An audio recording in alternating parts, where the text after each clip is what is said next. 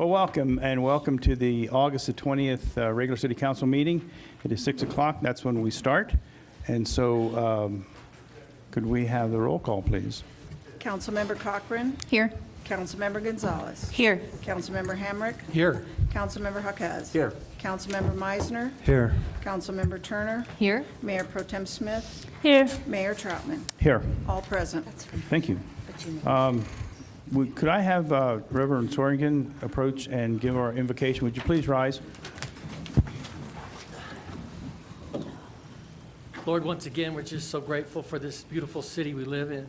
I just love this city, and I'm thankful for all the things that are happening here and the new businesses coming in and just your blessings.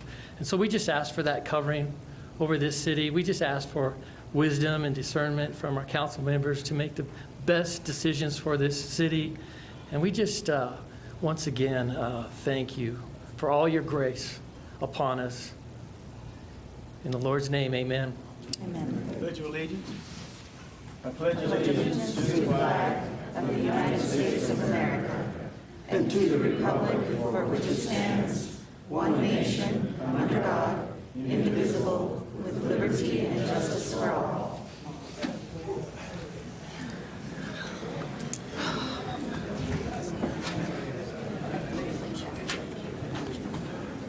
Okay.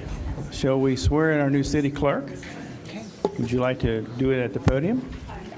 Let's do that. Cindy?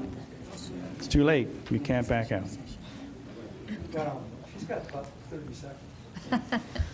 Time it.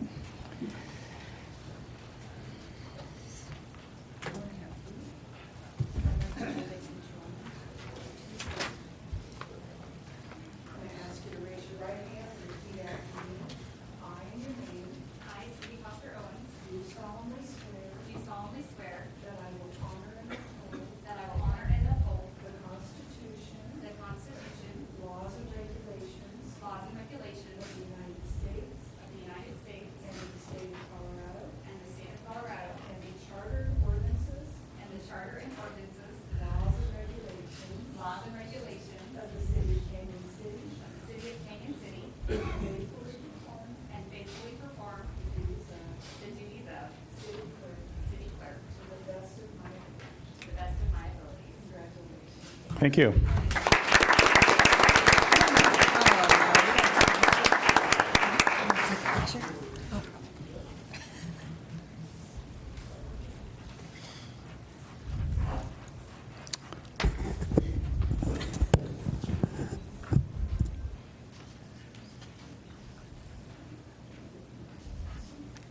Okay, thank you.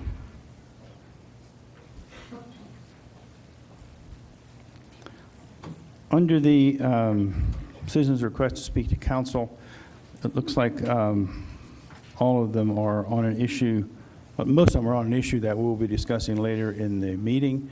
But I'd like to have Fire Chief Dave Del Vecchio come up to the podium, and you made a request to speak to council. Good evening, everyone. I actually have an invitation for council.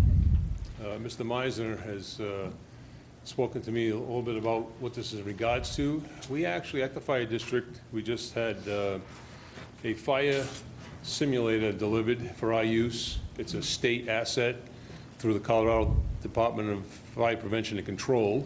It's a $500,000 trailer, basically, that's computer controlled for propane type fires, and it's used to train firefighters in fire simulations and city officials. So we will have this simulator for at least the next week, maybe a little bit longer. So I would like to invite any of the city council members or ancillary staff, if you're interested in coming down to the fire district on one of the days we'll be doing the training, which is going to be pretty much every day for our different crews, but we'll get you outfitted in some firefighter gear, give you a brief training on our breathing apparatus, and we'll take you through the burn trailer. Let you play with some water and what have you, maybe search for a mannequin that needs to be rescued. So If you're interested, I would ask you that you give me a call, and I'll try and coordinate it with the times that we have the training going on. Okay, great. Is that trailer behind the Yes, station number The trailer one? behind the station. Okay. Thank you. Any questions of the chief? Thank you, Chief. Thank you. Yeah, thank you so much. We'll send the city council up to do that. We could have a friendly competition. Wait, what, the mayor? No. Mayor has to go first. Okay, all right. Maybe we could use the mayor as a man. Uh-huh. You're dragging him.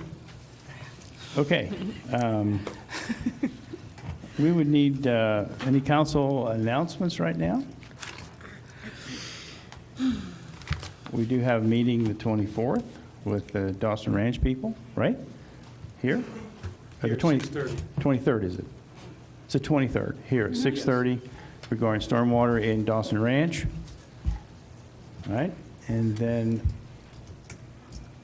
Friday morning at 10 o'clock, we're going to meet with the Homeowners Association of Wolf Park. I think that's probably going to be a smaller contingency, so we'll probably could meet upstairs in the conference room. Yes. Okay? And Mr. Hamrick? one other meeting that is with Canyon City's Energy Future. There'll be two council members that will attend that meeting and listen to what they have to say about energy in Canyon City. Okay. Mr. Meisner? We have a vision. We have a vision meeting. That's been canceled. Okay. You can show up if you'd like. But, Can I be the speaker? Yes, you may. One more. Yes, ma'am. Business 101 class, first class will be August 28th, 6 to 7 p.m. It's a new initiative that the city's doing to help new business owners come in, that are coming in or thinking of coming in, helping them through the process. Mr. Meisner? I got to ask this. When and how was that meeting canceled? We didn't have an agenda at all. And it was in the back of your file folder and your agenda. It says Vision Committee meeting Wednesday, October 22nd, 4 o'clock. Mine says canceled. Mine doesn't. Mine doesn't Mine either. I doesn't. didn't know it was canceled. The council can cancel it, but it was scheduled. Why would it be canceled? We don't have an agenda. I got one. I have one. Yeah, it's in the book. Okay. When is 4 o'clock? 4 o'clock. Yes. So it's not. I'm not real enthusiastic about that meeting, but we got to start somewhere. Okay. Mine said canceled. Cross out the canceled. Your cancel's canceled. Oh, it's my meeting too, huh? Yeah. Okay. All right. Recognition and proclamations. We have a proclamation for the National Suicide Prevention Week, which is September 9th through the 15th, 2018. And is someone here representing that, or?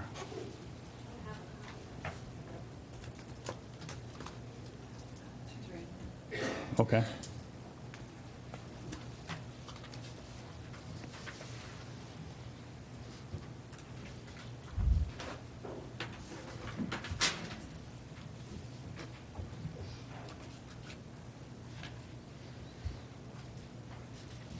Would you like to tell us a little bit about that, and if there are any events or anything planned? Sure. My name is Jessica Cobbler, and I'm here for the proclamation and to share a little bit of information with you. I am the chairperson for the second Fremont County Out of the Darkness Community Walk hosted by the American Foundation for Suicide Prevention. The walk will take place on Saturday, September 8th at the Reynolds Trailhead of the Arkansas River Walk. Check-in begins at 9 o'clock. The walk starts at 10 o'clock. This is a fundraiser for the American Foundation for Suicide Prevention. You need to register for the walk. You can do so the morning of the walk or online at afsp.org/Fremont.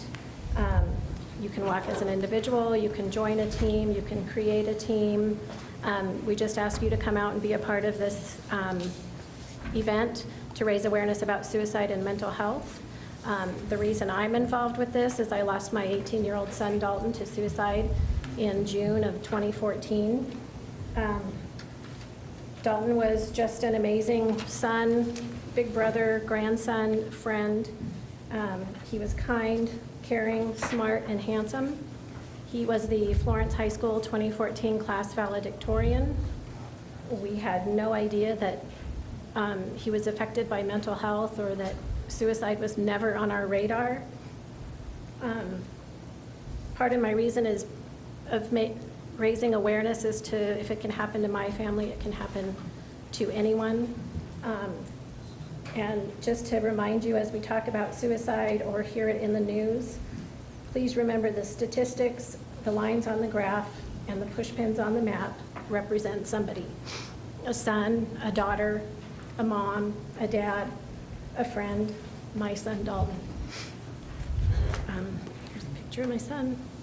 So National Suicide Prevention Week is September 9th, 2018 through September 15th, 2018. Whereas Canyon City is home to more than 16,000 people, a place of destination for thousands of visitors annually, and the site of over a dozen state correctional facilities. And whereas the Fremont County Coroner reported 23 suicides were investigated in 2017, that is about 5% of all deaths. And whereas Fremont County's average number of deaths by suicide typically is 12 to 16 per year. Whereas suicide cost Colorado a total of more than $1 billion of combined lifetime medical and work loss in 2010, or on average $1.2 million per suicide death, according to the American Foundation for Suicide Prevention. And whereas in Colorado, suicide is the first leading cause of death for ages 10 to 14, and is the 7th leading cause of death overall in the state. And whereas 5 times as many people die by suicide in Colorado annually than from homicide. And whereas the total deaths of suicide reflect a total of 23,267 years of potential life loss before age 65. And whereas on average, 1 person dies by suicide every 8 hours in the state. Now, therefore, by the City of Canyon City hereby proclaims September 9th, 2018 through September 15th, 2018 as National Suicide Prevention Week in Canyon City. Thank you. Thank you. Sorry for your loss. Thank you. Any questions of council? Frank? You know, suicide is nothing that's good for anybody and all that. But my heart goes out to people like you that will establish places where people can go and have somebody to talk to if they get into that point. Because we have a lot of things out here to deal with in our society with different stuff. And if it weren't for people like you being out there to help them, we'd be in worse shape they are. You know, we'd like to eliminate a lot of these things. We know sometimes it's an impossibility. But with people like you, at least there's an avenue for people to look at. Thank you very much for being there. Thank you. Thank you, Ms. Kobler. Thank you. Thank you. Thank you.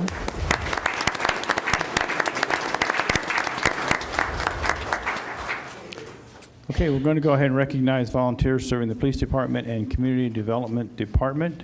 Chief Harvey, would you like to step forward? And Community Development Director Svetlik. Thank you. Good evening, Mayor, members of council. Thank you for having us tonight and recognizing the outstanding efforts of some of the folks in our community that want to get involved to actually make a difference. I know Director Svetlik wanted to speak a little bit about her volunteers and give you an overview. And then what I'd like to do, if it's all right, Mr. Mayor, is at that point recognize our volunteers with some certificates and have a proclamation forthcoming at the next meeting, because I do believe we have some other departments that have volunteers as well. And once everybody's been recognized, at that point doing a proclamation, if that's okay. Sure. So Yes, I'll sir. turn the mic over to Dina. Okay. All right, so we have had the Code Ranger program. This was the first year that this was inaugurated within the Code Enforcement Division of the Community Development Department. And the Code Rangers are an extension of our 2 code enforcement officers that we have within the city. It's also an extension of the Keep Canyon Clean efforts that were launched last year. So this year we were lucky enough to have 2 volunteers help out during the summer months. They're tenure was completed last Friday. And so with that, I would like to thank the 2 volunteers. I've seen one of them here this evening. I'm not sure if the second one is in attendance. But the first volunteer is Rolf Ventker, and the other volunteer is Marshall Rosenfeld. So Rolf, I know I saw you. If you could stand up, please. And is Marshall here this evening? No. So thank you very much for your participation and help.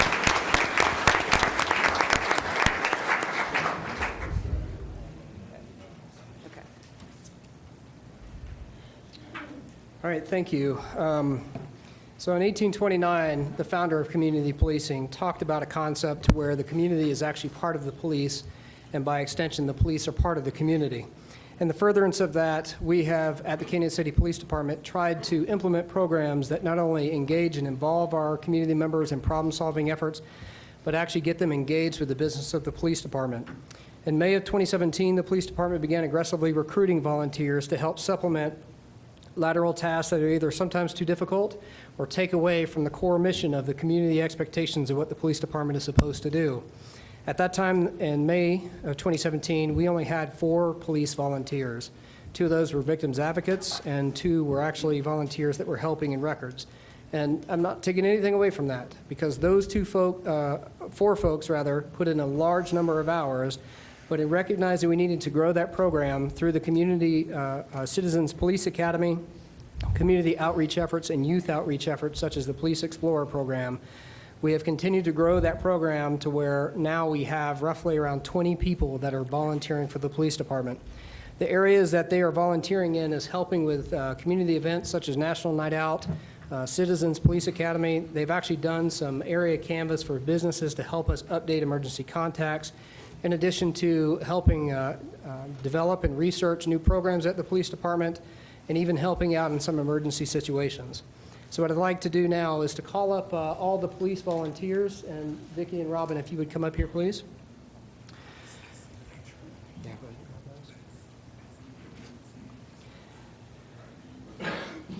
Rolf, can you come up as well, please? Our code rangers, can you come up, please?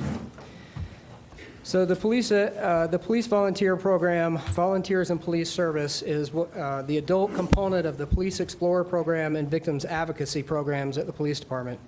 Through January 1st, 2018 and May 2017, these volunteers performed roughly around 618 hours of service to the community. That equates to roughly $15,450 of savings to the taxpayers of Canyon City. So I'd like to give them all a round of applause for all their efforts.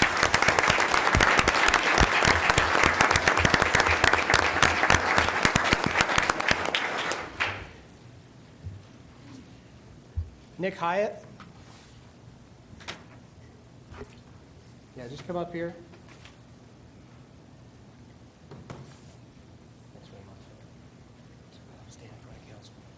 Council, is it okay if they stand in front and we get a picture after Absolutely. everybody has That's their- what we're going to do. You Okay. bet. Thank you. Come on out. As you get your plaque, come on up and stand up front here, please.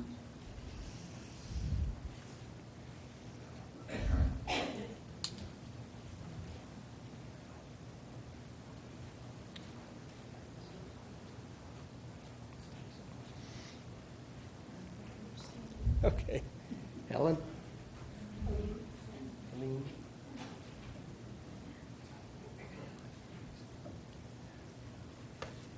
Doug?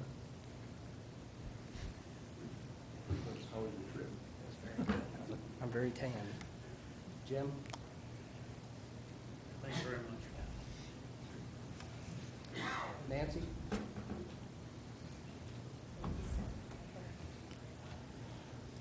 Dee Dee?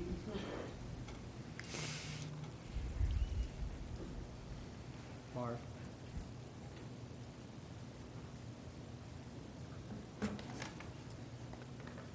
Ruth? And actually, as a side note, Ruth started as a volunteer and has since joined the police department in our records division. Thank you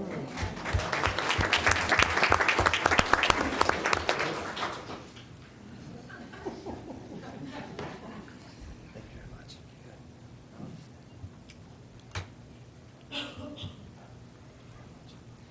You know, and all of these volunteers have areas of specialty and unique things that they bring to the police department. But one person in particular I want to recognize as part of this group, Victoria, actually is the heart and soul of many of the folks that you're seeing up there. So helping coordinate in the community, actually getting applications, developing these uniforms that you see them wearing, except for the Explorer program. That was actually done by our officers and sergeant up here. I'll recognize them in just a minute. But Vicki is the heart and soul of our volunteer program, and so I definitely want to recognize Vicki Salaga. Is that right?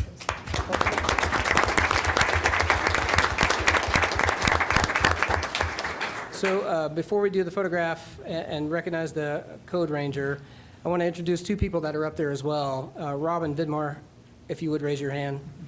And then, what's your name again? That's Andrew Sanders. So both of these folks are the heart and soul of our volunteer and outreach programs at the police department. So let's give them a hand as well, please.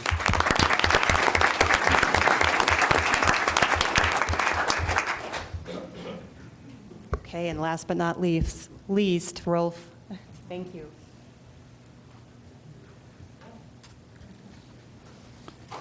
Okay.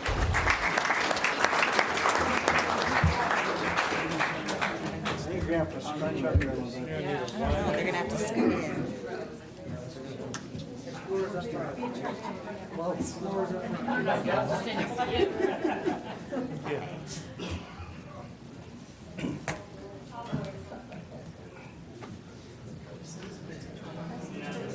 You should kneel down.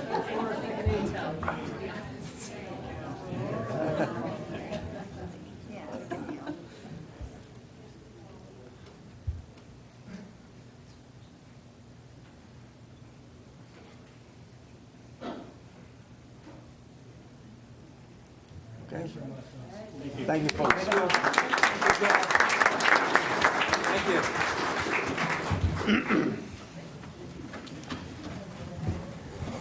Thank you so much, each and every one of you. We sure appreciate the volunteer time that you've put to help our community.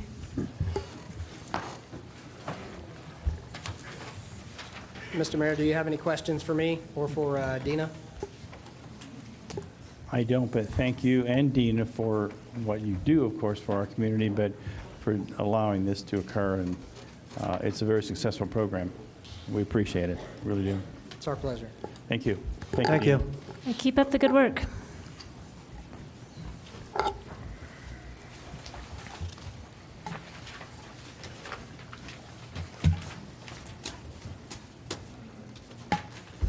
The proclamation, will that be at the next meeting? Or do I sign that then, or? You're going to have, because you have other members that are going to be there. There were some folks that weren't able to attend tonight, so Okay. definitely we'll try to get them there. Okay. I believe we have parks and the library and also have volunteers. Oh, okay. We'll do it then. Thank you.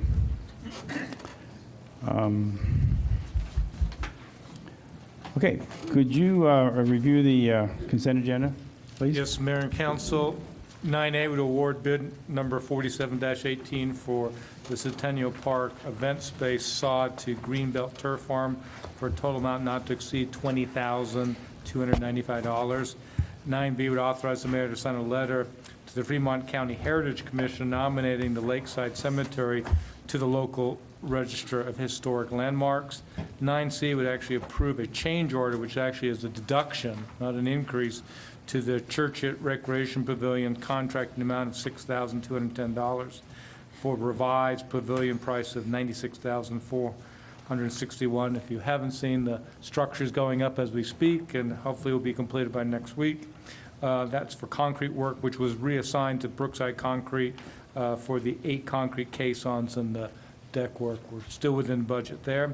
And 9D would authorize the mayor to sign an intergovernmental agreement with Fremont County to conduct the city's 2 ballot measures on November 6, 2018. Okay, any questions on the consent agenda? Mr. Meisner? I guess it's appropriate time. I would like item C pulled from the consent agenda and put on the regular agenda.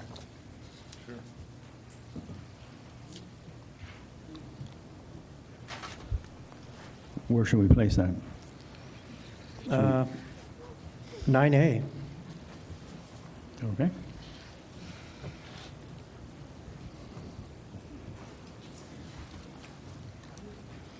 Okay. Any other additions, deletions, discussions? I had one earlier, but we had it resolved. Okay. Then I will need a motion and a second. Who would like to attempt that? Ms. Gonzalez. Mr. Mayor, I make a motion that we adopt a consent agenda with the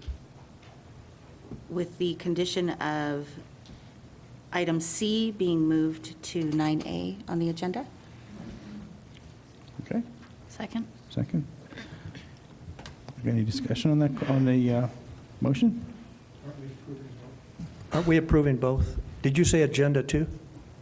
Both the agenda and the consent agenda. Yeah. Right. Sorry, I Yes, missed that. yes. Okay, is that the only discussion on the motion? Okay. Councilmember Cochran. Would you call a roll, please?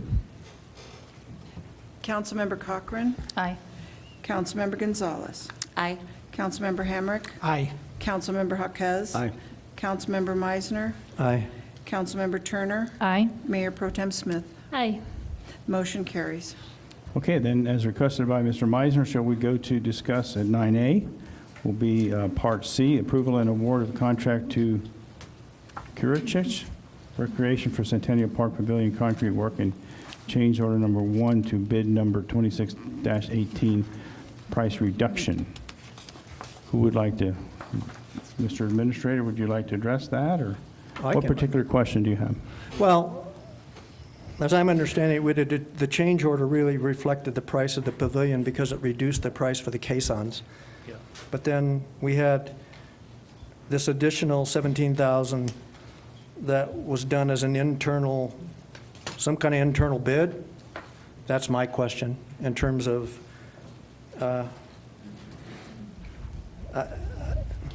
I just fundamentally still have a problem with approving transactions after the fact. And we've got a bid that was awarded, which fundamentally I don't have a problem with the price. I just have a problem with the process and the fact that presumably the bid was awarded and now we're kind of stuck with it.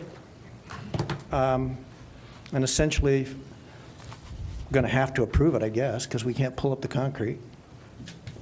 So where are we at there? I'm not sure I understand the process for. Well, you're correct in that this is an aberration of the process because of the nature of the problem we face. The pavilion was supposed to arrive here in late June, early July. We got word it wouldn't come until August.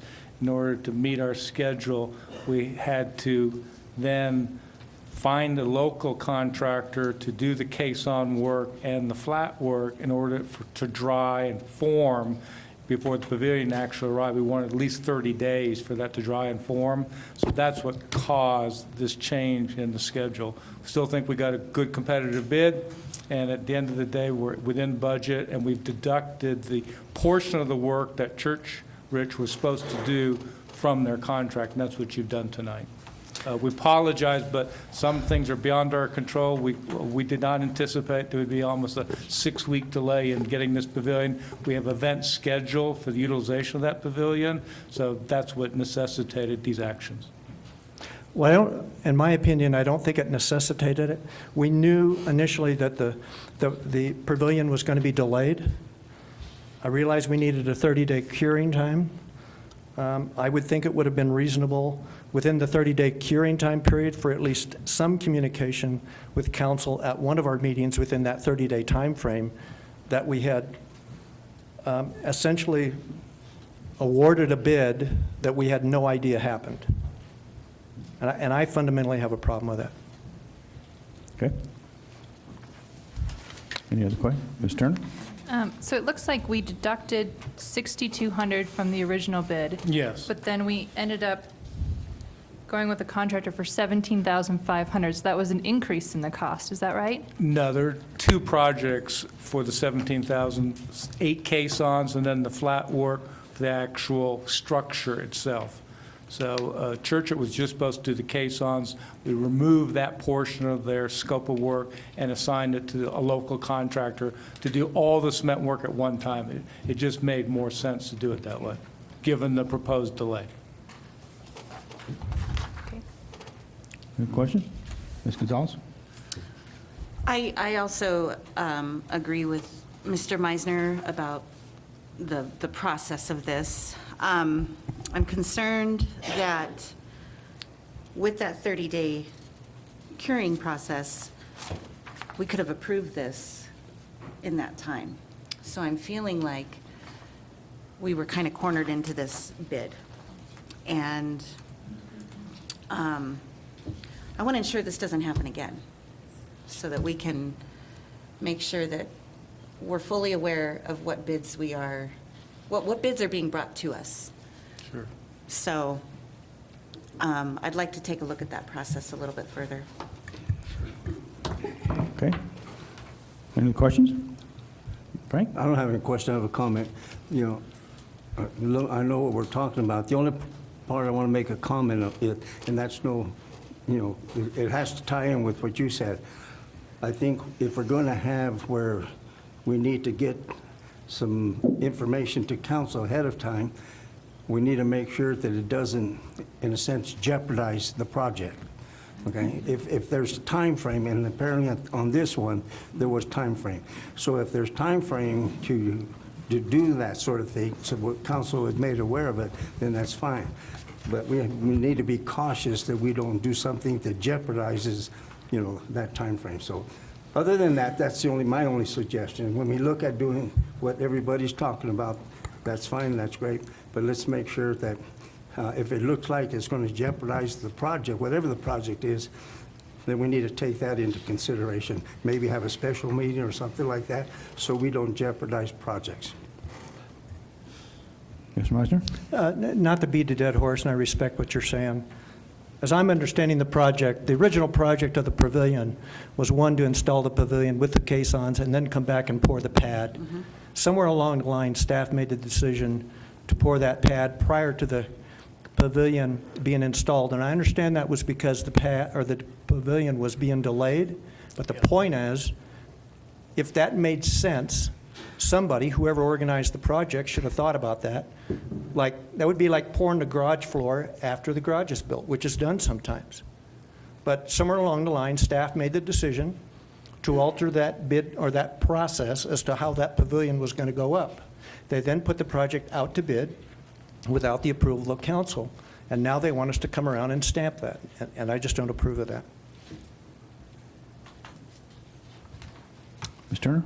I'd just like to add to the comments that have been made and raise the issue that this memo is dated July 27th, and council didn't get it until last week. So this decision was clearly made much earlier.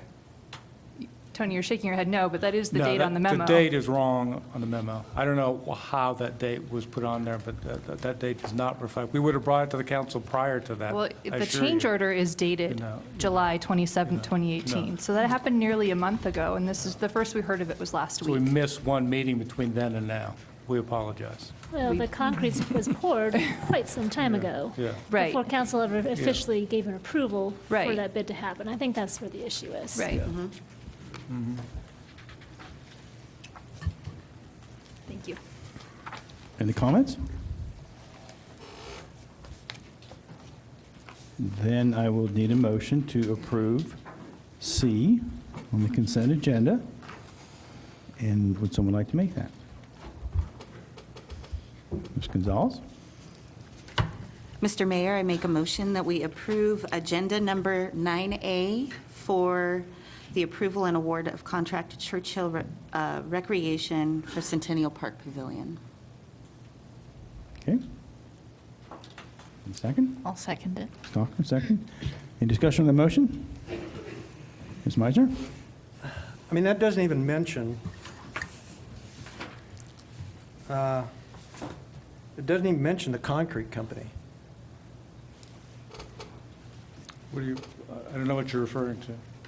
Well, we're approving, as I understand it, change number one with the organization that put up the pavilion.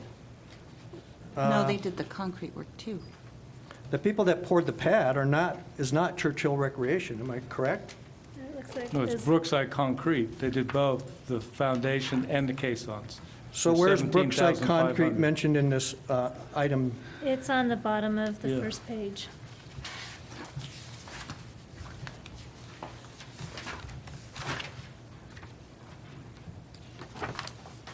I agree. Should it not be mentioned in our motion? I mean, all we're approving is a $6,200 change. We're not approving the $17,000 bid, are we? The way that that reads? Madam Attorney? Yes, I would agree you need to do both actions. Whether you want to do them in one motion or not, that's your choice.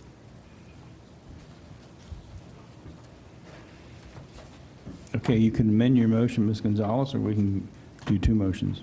I'll amend my motion. Mr. Mayor, I have lost my words. You would amend the I motion to... make a motion that we approve item 9A on the agenda for the approval and award of contract to Churchill Recreation and Brookside Concrete for Centennial Park Pavilion, for the Centennial Park Pavilion. Okay. Second, again. And Ms. Cochran, you have seconded that. Okay. Any more discussion on that? Why is everybody looking at me? I'm not looking at you. Okay, I'm going to look this way. Because you're wearing pink. Okay, here you go. Would you call a roll, please? Councilmember Cochran. Aye. Councilmember Gonzalez. Aye. Councilmember Hamrick. Aye. Councilmember Haquez. Aye. Councilmember Meisner. Nay. Councilmember Turner. Aye. Mayor Pro Tem Smith. Nay. The motion carries with 2 no votes. Okay. I would like to have council consider possibly moving the public hearing, and it seems like they have a whole room full of people that are here for the discussion of the recreational marijuana sales in the city. Should we continue on according to format here, or would you like to switch that and have the public hearing for retail liquor license after that discussion? Or should we trump on the way it is? Let's do 11. So we What go do you say? ahead and, He Go said, ahead. What? what did he say? To do 11 first. Do number 11 first, do the public hearing. He said do 11 first. Do 11 first, the discussion of recreational marijuana sales in Canyon City. So since you've already approved the agenda, you need a motion to amend it. I was going to say, we've approved the, We've approved it. All right. I'm sorry, let's back off. Do you want to do that, or should we just go into public hearing? Go in order. What? they're both going to take time. Yeah, Okay. we just go in order is what I would prefer. All right, then. I would like to go to number 10, is a public hearing to consider renewal of a retail liquor license, a tavern license for McClure's Tavern at 117 North 4th Street, Canyon City, Colorado. I'm hereby opening the public hearing. Could I have staff report, please? Yes, Mr. Mayor, the Representative Vernon Van Dyne filed for his renewal of liquor license for both the city and the state to be processed. Our police department has expressed some concerns about the establishment, but we did not receive any infractions or concerns from the state inspectors. And with that, Chief Harvey has some comments. Chief Harvey? Mr. Mayor, members of council, thank you for hearing my concerns tonight. And my main reason for being here in front of you is that whenever a liquor license in our town is renewed, my job is to provide feedback to city staff and obviously to you as well if we have a significant number of calls or things that may indicate some sort of issue with that particular license holder. In this current case, we have a history with McClure's. They have gone through some management changes. I actually have had the opportunity to speak with the current manager to discuss some of these concerns and talk about steps to take to alleviate the issues that I'm seeing, which are a significant number of calls for service that are occurring inside the bar, as well as those outside the bar. Now, the staff memo doesn't dictate or codify any of the issues that are happening outside, because the only thing that is within the liquor permittee's sphere of control is those things that happen within their liquor boundaries. So there were around 35 different calls from everything with a person with a weapon to disturbances. And I want to put a caveat in here It's a difficult thing to say. There are 35 calls within inside of a business. Because if all 35 of those calls emanated from someone inside the business, then that is a productive relationship to where management and the police department are actively trying to problem solve any issues that are occurring within the bar. That's not the case with all 35 of these calls, though some of them were made by the permittee. And so it has generated some discussion with myself and the manager recently about how we can partner to alleviate some of the concerns. And there are some problem patrons that often come in and come in repeatedly even after being trespassed. So we are starting some discussions about that. But in your deliberations concerning renewal, I felt it my duty to bring forth some of those concerns that we had based on the calls of service that are happening inside the bar. Okay. Any questions or comment from council? I did have a few of one as well. Ms. Gonzalez? They're for Chief Harvey. Chief? Could we have Chief back? We'll go ahead and we'll call you up next, Mr. Van Chief. Dyne. Step back. Thank you. Yes, Mr. Mayor. Ms. Gonzalez has some questions for you. On this list of infractions that you've provided for us, can you kind of reiterate what some of these acronyms are for? The ATC, the CCIC? So CCIC is the Colorado Criminal Information Clearinghouse. So that may be indicative of an actual warrant when somebody was actually run inside. An attempt to contact is generally inside of a bar, an attempt to locate an individual inside of there that may be wanted or that might have been involved in some sort of a criminal action. Usually outside of this type of environment, an attempt to contact might be a family member somewhere else who is concerned about someone they haven't heard from in a while. That's not the case with a liquor license establishment. An attempt to contact is generally an attempt for a law enforcement officer to find someone they suspect of a crime. Okay.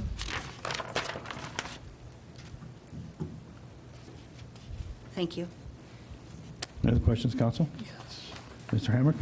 Yes, Chief Harvey, so do I understand that you have contacted the licensee and are talking about how to resolve some of these issues? Is that correct? I did stop by the bar, I believe it was last week on Thursday. I left my business card there, had a discussion with the manager on duty at that time, and expressed some of the concerns. The manager at that time said that they also have some concerns, and so the answer to your question is yes. I have not had any follow-up conversations with the bar since that point in time, but at least that initial contact is promising. So in your mind, the wheel needs to turn a little further here. Do I understand that as an inference of what you said? That's an accurate statement. Anyone else? Ms. Cochran? Are we seeing calls of this volume from other bars in the area? No. Okay. Ms. Smith? Chief Harvey, what kind of changes would you feel would be necessary to take care of this problem? So to understand that, I think you need to understand what we're currently doing, which is whenever the business owner calls us for a problem inside the bar, we respond. Other than that, we do walkthroughs, which are pretty much a police officer at different times throughout the night going through the bar, seeing if there are any obvious violations of the liquor code or if there are individuals inside that may need assistance from law enforcement or just people asking for. So we've been very reactive at this point. And I think moving forward, and the discussion I had with the manager is that we need to be a little more proactive. If we have individuals that are repeatedly coming inside the bar causing problems for the bar, then the police department needs to be more involved in those discussions about who shouldn't be there and more actively engaged in keeping those individuals out. The other thing that we've talked about doing is trying to come up with some sort of an alliance of the bars. I'm sure there are other bars that are having issues with certain patrons, and certainly if these individuals don't go to McClure's, they may participate at other bars, and so having an alliance where the bars discuss problem patrons that have either brought weapons inside the bar or caused disturbances inside, So we need a more proactive approach is my point. I think some collaboration with the liquor license business owners on Main Street would be very productive. Thank you. Okay. Chief Harvey, I just have, I'm looking at, if you, here's like a burglar alarm. And that, are you treating that like a citation or something, or just, it's just noted? No, that's just a note. And those are the types of calls that I'm referring to, that we shouldn't hold those against the business owner. But those were the calls that actually were coming from that bar. So that's why they're included in the list that you were provided. Trespass. Trespass could be an individual that might be one of those problem patrons that the bar has said, we no longer want you here. And I don't have that specific report, so I don't know Sure. the circumstances of that. But typically, that's at the initiation of the bar to eject someone who's causing a problem. How about patrol watch? Patrol watch, again, could be initiated by the bar itself for us to, at high periods or times, or it could be initiated by command staff. So the police department itself could say, we believe there may be issues at this time, and so we want additional cops. Patrol watch is a placeholder. So while officers are answering calls for service and patrol watches come up, it more or less becomes a call where they're dispatched to that area. How about, one of them here is a hit and run. That didn't occur in the bar. No. So generally, that's where it may have occurred where the patron came out of that bar and then got into a vehicle and left. Okay. I have a Ms. quick Conklin? question. Yeah, the walks that you talk about doing, especially the ones that are initiated by command or the police department, how frequently do you do those at other establishments, if at all?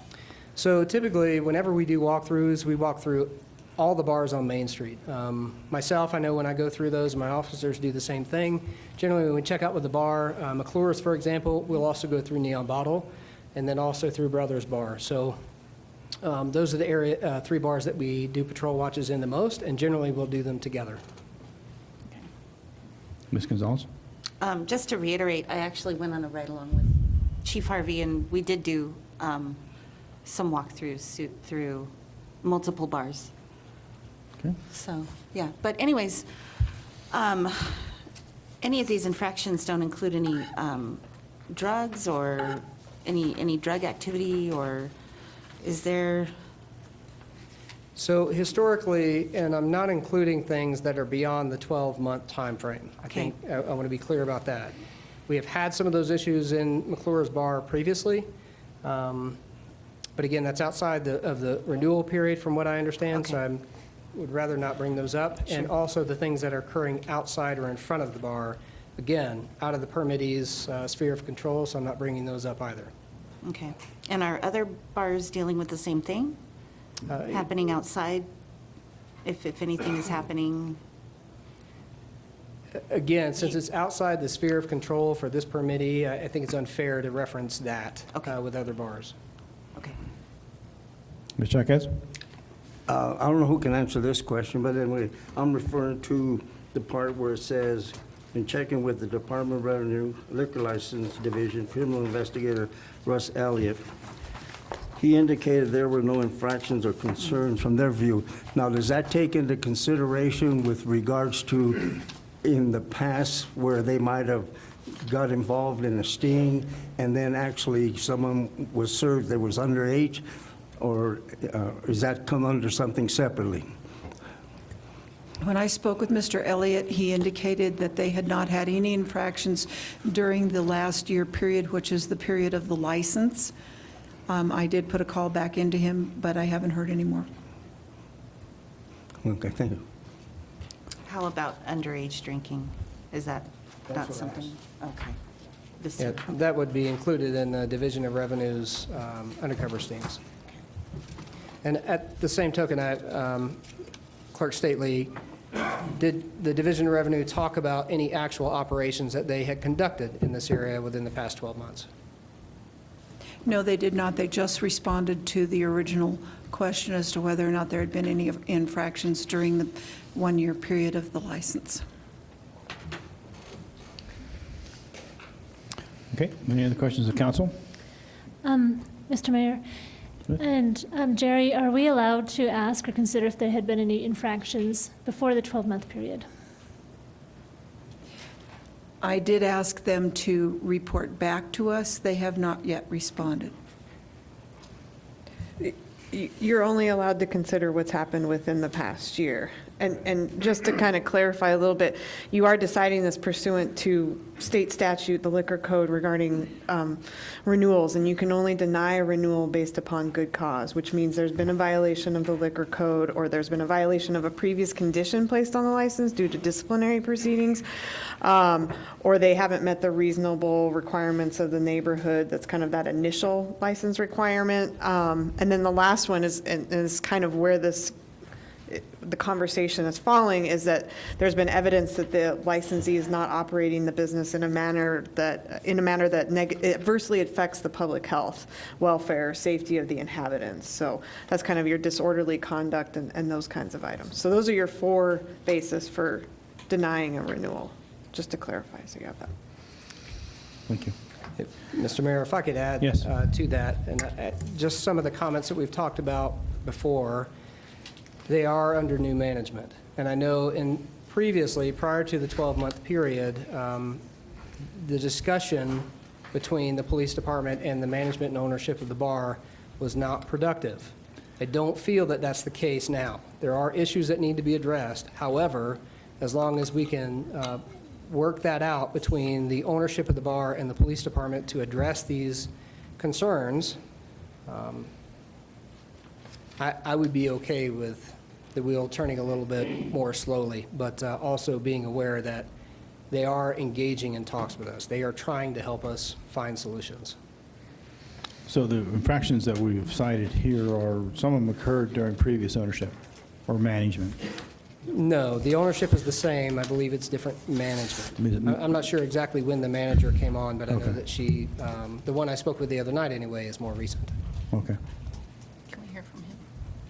Any other comments from council?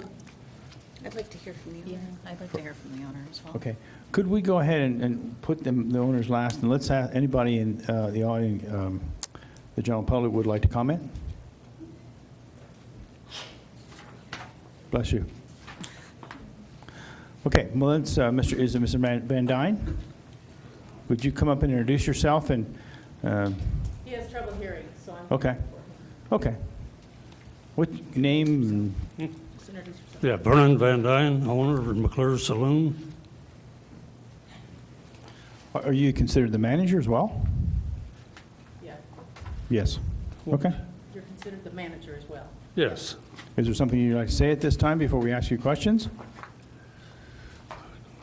Is there anything you want to say at this time before he asks you any questions? No, go ahead. Okay. Any questions from council? We just do the normal thing. Pardon?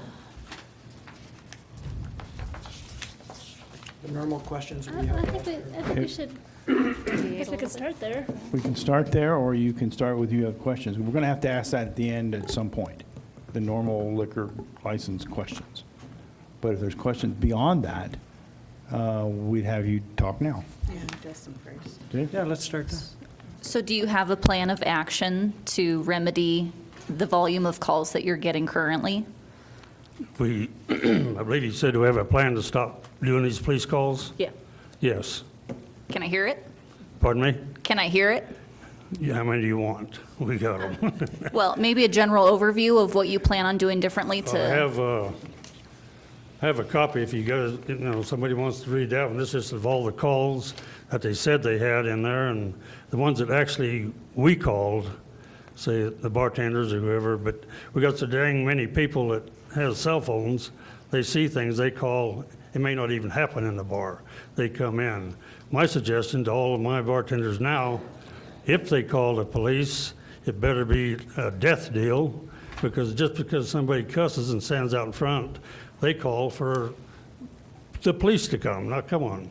And then there's other things like, I'm going to go dump the trash, but there's somebody out by the trash. So maybe can we get a drive-by or whatever they call it here, suspicious activity. So we get called in for that. Somebody's out at the front door calling them dirty names and everything, and, we want to get rid of them. They call the police, we get wrote up for that. I have different things that we're going to do now I don't know how it's going to work real good, but if there's somebody out by the trash cans, we're just going to leave the trash out, and the girls don't have to go by the dumpster.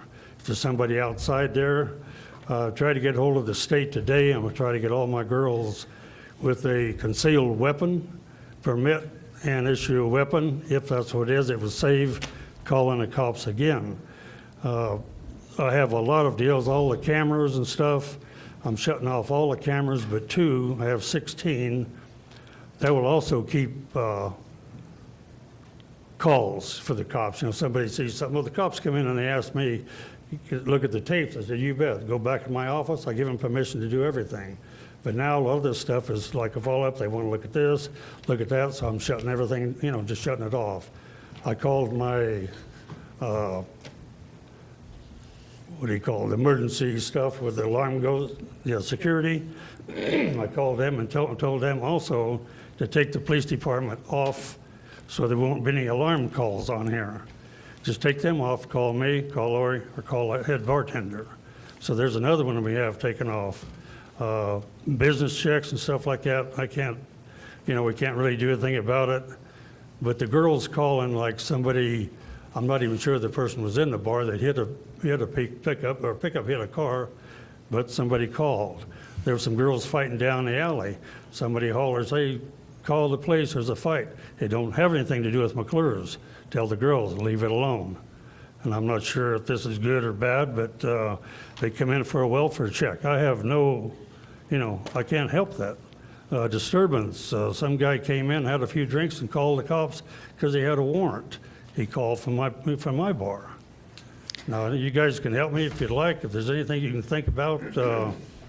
There was 2 kids breaking into the Elks. So what does my bartender do? She calls the police and says they're breaking into the Elks. I told her I don't have anything to do with you. Now we're going to get wrote up for breaking and entering. We called, you know, we turned it in. Do you see what I'm saying? We'll work with them any way we can. Previously, we used to have meetings with the police department, all the bars downtown, and that would happen on like a monthly basis. And at that time, the police department encouraged bartenders to call the police if there was an issue. So this is kind of like the way that, you know, we handled it. You know, if there was an issue, if I was leaving in the middle of the night, you know, at 3 o'clock in the morning, and there was, you know, some weirdo guys standing outside close to my car, I'm going to call the police and have them do a drive-by because I don't feel safe going out there. And, you know, that's what they would encourage. They would encourage us to do that. And so if the, you know, if they have changed that, you know, feeling, and they don't want us to call them anymore, you know, we can instruct our bartenders, you know, not to call them if there is, you know, somebody outside, you know, speaking crazy talk or whatever, you know, I mean, and they can't leave, you know, because they feel uncomfortable. You know, it's kind of, I don't know, it's a problem. But, you know, we always were encouraged by the police department to call them if we felt like we were in jeopardy or if there was an issue. Okay, So- thank you. Ms. Mr. Smith? Mayor, I just want to make it very clear that none of these infractions cited have anything to do with what happened outside of your bar. The police chief has made it very clear that we cannot talk about what has happened outside of your bar. And so that you need to be sure that if there's something dangerous or suspicious happening outside of that bar, that you do need to call the police, and it's not going to be held against you. And it is not being held against you in today's hearing. What we are talking about are things that have happened inside of your bar in the past year. If somebody comes in inside the bar and calls, you know, hey, there's a fight outside, like 117 North 4th, you know, then it's on us. You know, if they have a fight inside the bar, I don't know how to do it really, because the police always said call, but I think maybe we'll try to handle it in-house. And we do keep a So, log. We have a log that we keep everything. All right, So- Ms. Cochran? The part that concerns me is the impression I'm getting from both of you is that rather than being proactive and finding a solution for these things, you've suggested things like turning off cameras so that it's no longer on record, and you've suggested things like no longer calling the police so that you don't get dinged for it. These are not solutions to the problem. This is just masking the problem so that you don't get dinged for it, and I'm not comfortable with that. Well, he's just frustrated. So, I mean, you know, It's because of, all of these calls coming in, a lot of them are not initiated by us. It's the address that comes up, 197 North Fork. Ms. Gonzalez? But My concern with this whole thing is I'm feeling like the public's health, safety, and wellness is not at the forefront of any of the solutions that you've presented. oh, it is. And We want I our feel seniors to like, be safe. excuse me, I feel like some of these solutions are, that they need to be looked at a public safety, health and wellness aspect. Because these calls are putting our public in an unsafe place. And we need to see about correcting it in a healthy and safe manner, rather than, like Ms. Cochran said, just cover it up. Sure. Ms. Smith? I would like to know what is happening outside at the trash receptacles that is dangerous and that you don't want your ladies to go out and There are and be. sometimes people that hang around in the back in the alley, which is where our trash is located. And at the end of the night, the bartender empties the trash. And if there is somebody out there, they don't feel comfortable walking out there when there might be several people out there. How often are there people out at the trash receptacle that make your employees feel uncomfortable and in danger? Well, girls has already been told, by the officers, if you need us, give us a call. We're, in AM, 3 o'clock, whatever, just give us a call. We'll drive by, no problem. And then if they do call, was it showing here some suspicious activity or whatever? So I tell the girls, don't call. You don't need stuff like that. The officers are great. I mean, they say, call. And then we got so darn many calls that, Like, again, the call's only for things that happen inside the bar, not outside of the bar. But if the bartender is inside the bar and feels uncomfortable going outside because of somebody outside, the call is actually initiated inside the bar, saying that there is a suspicious activity and she doesn't want to go outside. So having suspicious activity outside of any location or business, that's a problem. It is a problem, but, we can't regulate who walks down the alley and who hangs out on the doorstep across the way and the. But the number one safety is for your employees to be safe, whether they're taking out trash or going to the car. Correct. They need to be safe Correct. at all times. Yes. Mr. Arquez? How long have you owned the bar? about 23 years. Okay. So you're the original owner of the bar since it's been there? No. No, It's been it's- there since 1879 or something. Okay, but you've owned it for over 20 years? Yes. Okay, thank you. Yeah, we just never have any trouble, they used to call us down here, dog and pony show, whatever, but we get through with everything, we talk about it. The cops, we're all good with them, and we try to work with them, they work with us. They want to know something, they just go back to my office, turn the dang cameras on, they do it all, they're on their own, they can do, I tell them, you bet, we'll help you any way we can. But there's a lot of these that came up, it's not even our fault. You got a guy with a whiskey bottle in there, and you find it, and you throw him out, and he comes back, and he says he's going to he calls the cops on us, because he had a whiskey bottle. I mean, there's just stupid things. Okay. Let's try and wrap it up. Ms. Turner?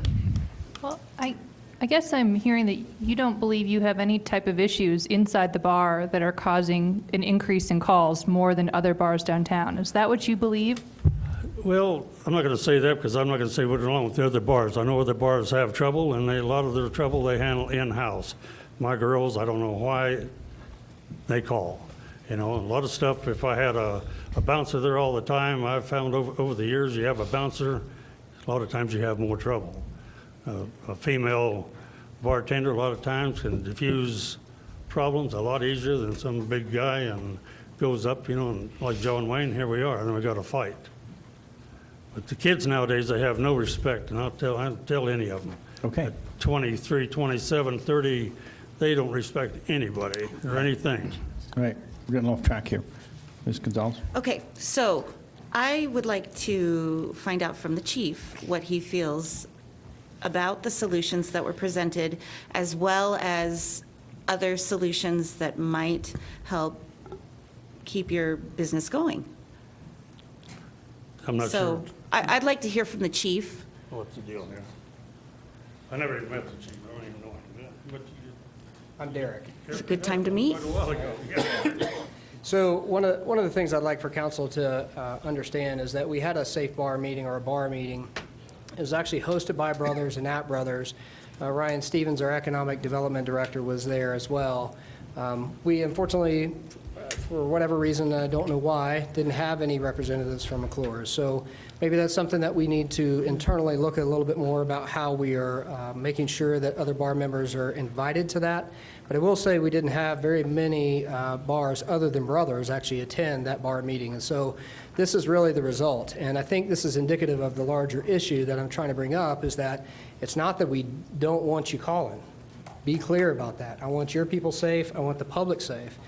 The issue here is that there are things happening, and the young lady I spoke with is standing behind us here. Her name is Angel, and during that conversation, she had mentioned a couple of folks that they were having problems with, and some of those she alluded to may or may not be involved in drugs. I'm not going to say that here because I have no proof of that, but that's the perception. And so really what this hearing is to say on record, there are concerns, we need to work on them. And that's also why I prefaced my statements to you earlier about the calls for service and about our conversations being productive. I will tell you, outside of this 12-month period, there were not productive conversations specifically with McClure's. So that is a step in the right direction, that we are having those conversations. I'm a little bit disheartened by what the representatives are saying here, because I don't want them not to call, which is why I said this. But there is an issue there, and it's not just that some people inside the bar are calling. There are some fundamental issues there that, previous to the 12-month period, did not get addressed on previous renewals. And again, I'm not going to, I guess I shouldn't even have mentioned them since they're outside the 12-month period, but I want to be on record moving forward that we are not going to ignore, we are not going to overlook if there are issues with a bar in our town, if there's a public safety component. And just for the record, there were 66 calls that actually came up with McClure's. We removed the others that had no connection inside the bar. Thank you. Ms. Smith? Chief, I have some questions for you. What are your reactions to some of the solutions that were presented, such as having the bartenders get a concealed weapon permit so they can deal with problems themselves? I would be adamantly opposed to that. What about turning off their security cameras so there's no I am records? also adamantly opposed to that. What about taking the police off of the alarm call if there's an alarm made? These are all conversations as to why I wanted to clarify. My conversation with Angel the other day, in a problem-solving discussion about we see issues, Angel said, yeah, we've got some issues too we know about, we need some help with them. That was a productive conversation. To say, we're just not going to call you and we'll handle it ourselves, that's a problem council should consider. What about the issue of dangerous people outside of businesses that make people uncomfortable when they're going outside? Should they not always call police or somebody to come help them or take care of dangerous and suspicious people late at night? Absolutely.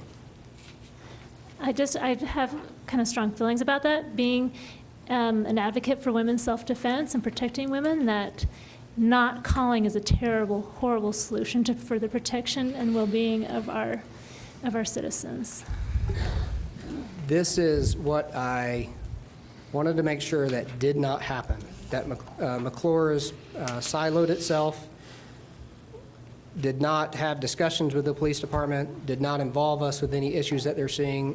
This is a formal say that we see issues or concerns as a police department, and we want to have productive conversations with the ownership of the bar.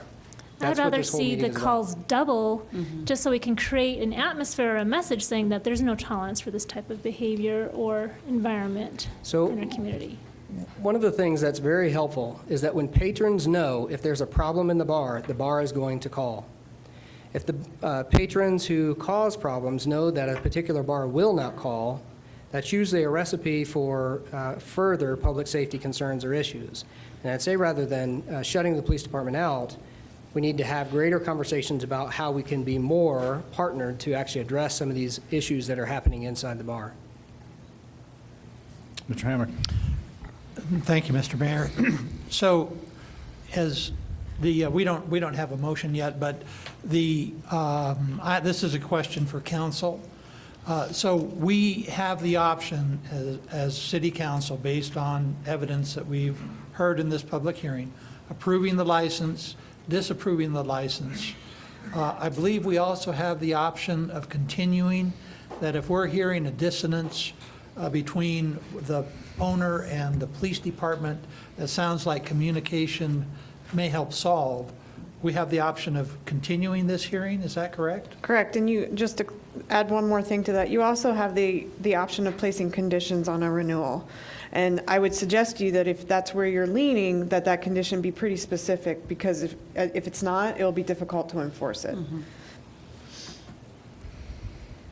What kind of conditions are suggested? Well, just kind of, and Chief Harvey can correct me, but it sounds like it may be helpful to put a plan in place as to how they're going to address some of the issues within the bar. And so perhaps maybe one thing council could do would continue the hearing to a date certain and have a written plan produced by the licensee at that hearing that council can review and decide whether it likes the parameters, wants to add conditions to that. Ms. Cochran? The part that concerns me is we've heard his plan, and it doesn't sound like a plan. It sounds like he's just going to be doing everything he can to prevent people from calling the police and covering up as much as he can, and that's the part that concerns me. Even if it's a conditional approval, after hearing some of his suggestions tonight, I am very concerned at the idea of renewing their liquor license. Ms. Gonzalez? Mr. Van Dyne, you are not the manager of the bar, are you? Do you manage the bar, or is there another manager that you spoke with, Mr. or Angel Chief? here is the lead bartender. She has a few things if you're up for it, I don't know. Okay. Okay. Some comments that she has. about Ms. Gonzalez isn't done yet. Hold it. So when Angel, you spoke with Chief Harvey. Yes, the girls like to call me the manager, but I'm the lead bartender. Okay, so Chief, you feel like your conversations with Angel were positive? The other And- day, yes, I felt that they were positive. Okay, and, go ahead. I was just going to say, but if she is not in a management position, I would be concerned about having conversations with somebody who does not have policy-making authority. Sure, okay. And Angel, how do you feel about the solutions that I think we have positive solutions. We've started putting our 86 people up on pictures in front of our mirror to let people know that we don't encourage problems, and if you do cause problems, you will not be allowed back in the bar at all, ever again. It's a permanent 86 list. We, brothers and I, work together a lot and call each other if there's issues. That way, if somebody's cut off at one bar, they don't come into our bar. And we're trying to get with Neon Bottle as well to work with them as well. Because we've been working with brothers for years, and it's always seemed to work. But Neon Bottle, we have not been able to reach to get a hold of them yet, to work with them. Okay.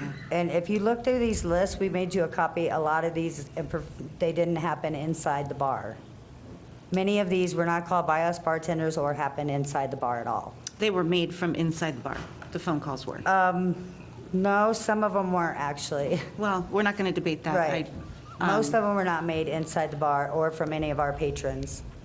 They were So- made by people that's been 86 and just mad because somebody else is in there or what have you. Well, the issue, okay, so to me, the issue is not the amount of calls.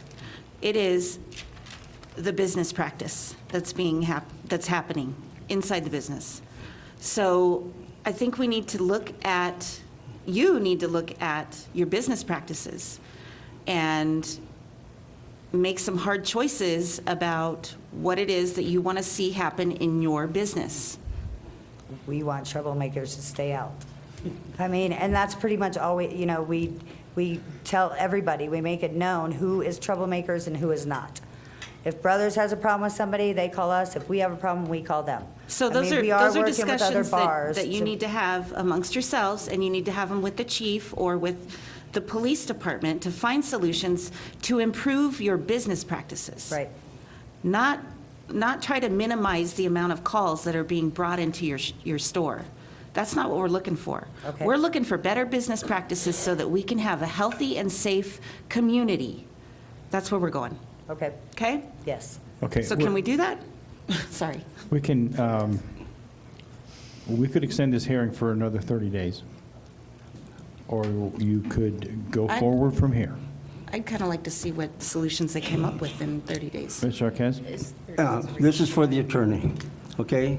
Can we go ahead and continue this hearing for another date with the instructions that Mr. Van Dyne get in touch with the police department and work in conjunction with them, and then come back with the solutions that they think will hopefully try to solve some of the problems we're talking about? Yes. Okay, that, to me, I think that's the fairest thing to do. We give them to, we make them get together with each other, and they come back with the solutions that they think will make it work. Okay, is that the consent of council that we should go put it on the agenda in 30 days? With the written agreement between our police department and the owners and managers? Mr. Mayor, I would like to make a motion that we put a 30-day continuance on this renewal.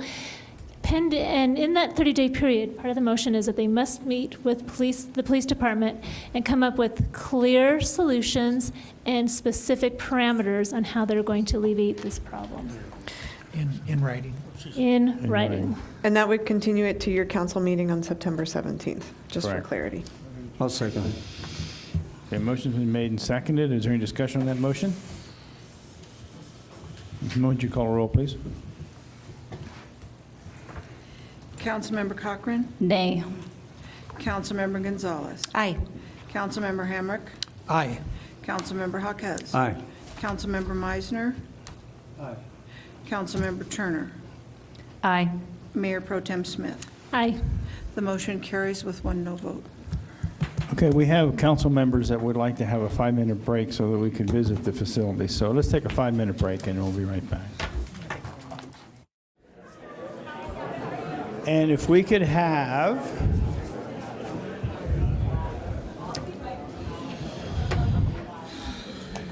item number 11, all council here, is purported to be and is a discussion of recreational marijuana sales in Canyon City, recreational marijuana sales in the city of Canyon City.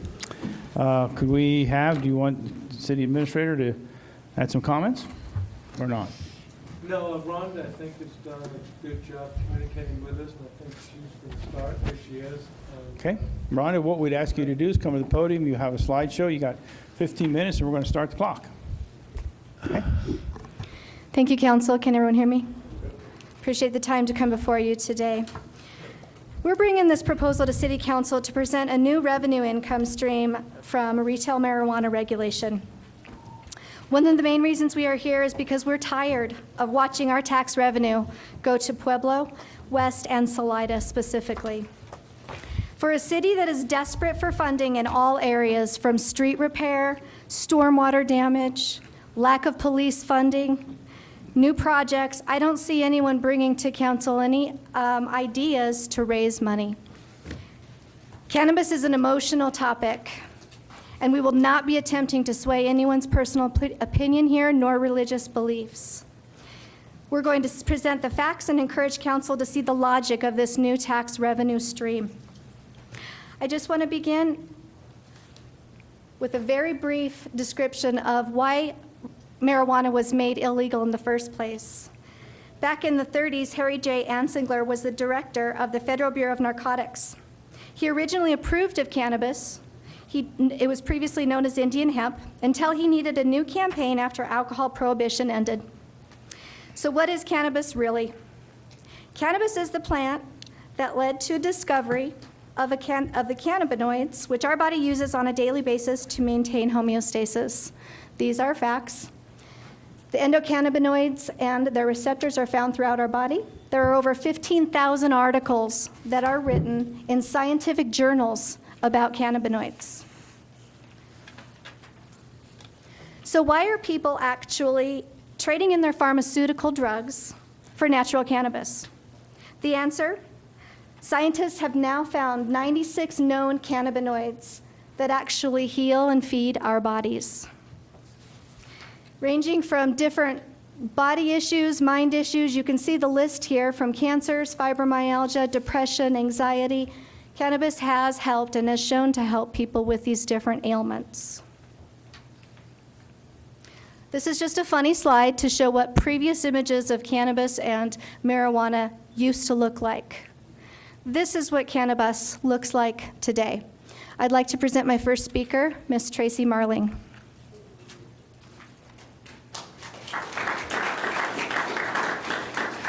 Okay, I'd like to hold down the applause and the emotion until we'll get done speaking here. Thank you. Go ahead.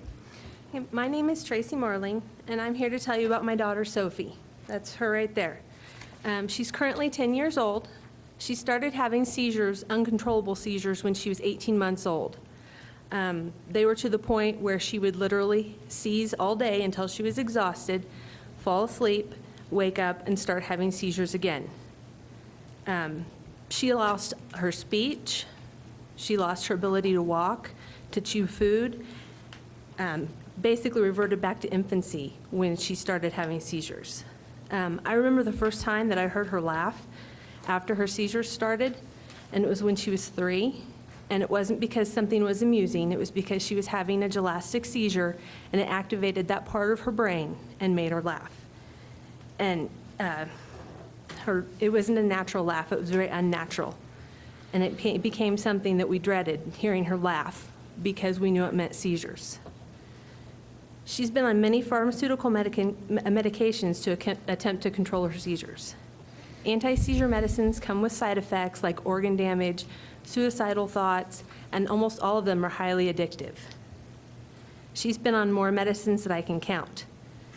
All of the pharmaceutical rescue medications, which is what they give you if you have a seizure longer than 10 minutes to stop your seizure, suppress the brainstem and can affect autonomic functions like breathing, heart rate.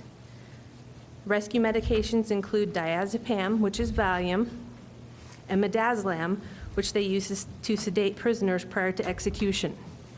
My daughter had an unlimited prescription for these medications, and I've had to resuscitate her more than one time after administering them to her when she was having a seizure. None of these options helped my daughter.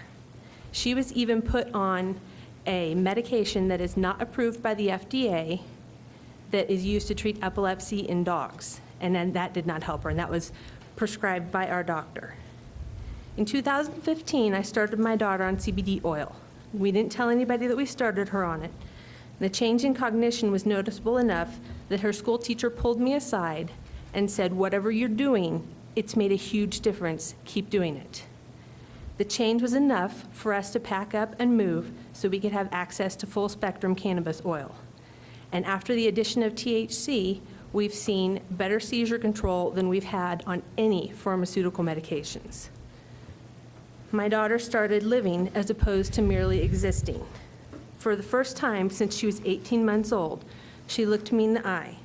She responded when I spoke to her. She showed emotion, likes, and dislikes, and she hugged me. Cannabis has made such an impact in her life that when we were admitted to Children's Hospital in Denver, they called from the hospital and reminded me to bring her cannabis oil with us so that she could continue taking it while we were admitted.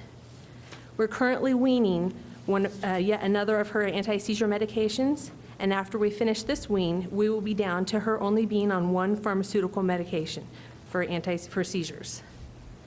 We currently use cannabis as a first-line rescue medication for seizures that last a long time, and I don't ever have to worry about it depressing her breathing or overdosing her. I know you might be asking why I'm here, since this meeting is about retail facilities in this area.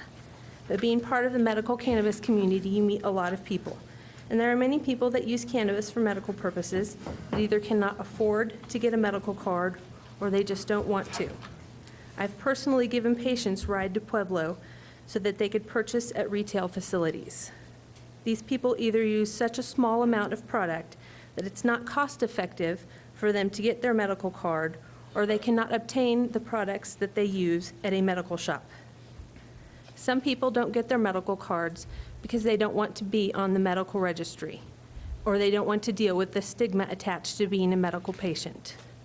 Whatever the reason, there are currently many patients that would benefit from a local retail shop where they could obtain cannabis in a safe and legal manner. Thank you for taking the time to listen this evening. Thank you. I'd like to introduce Karen Tammy Reef.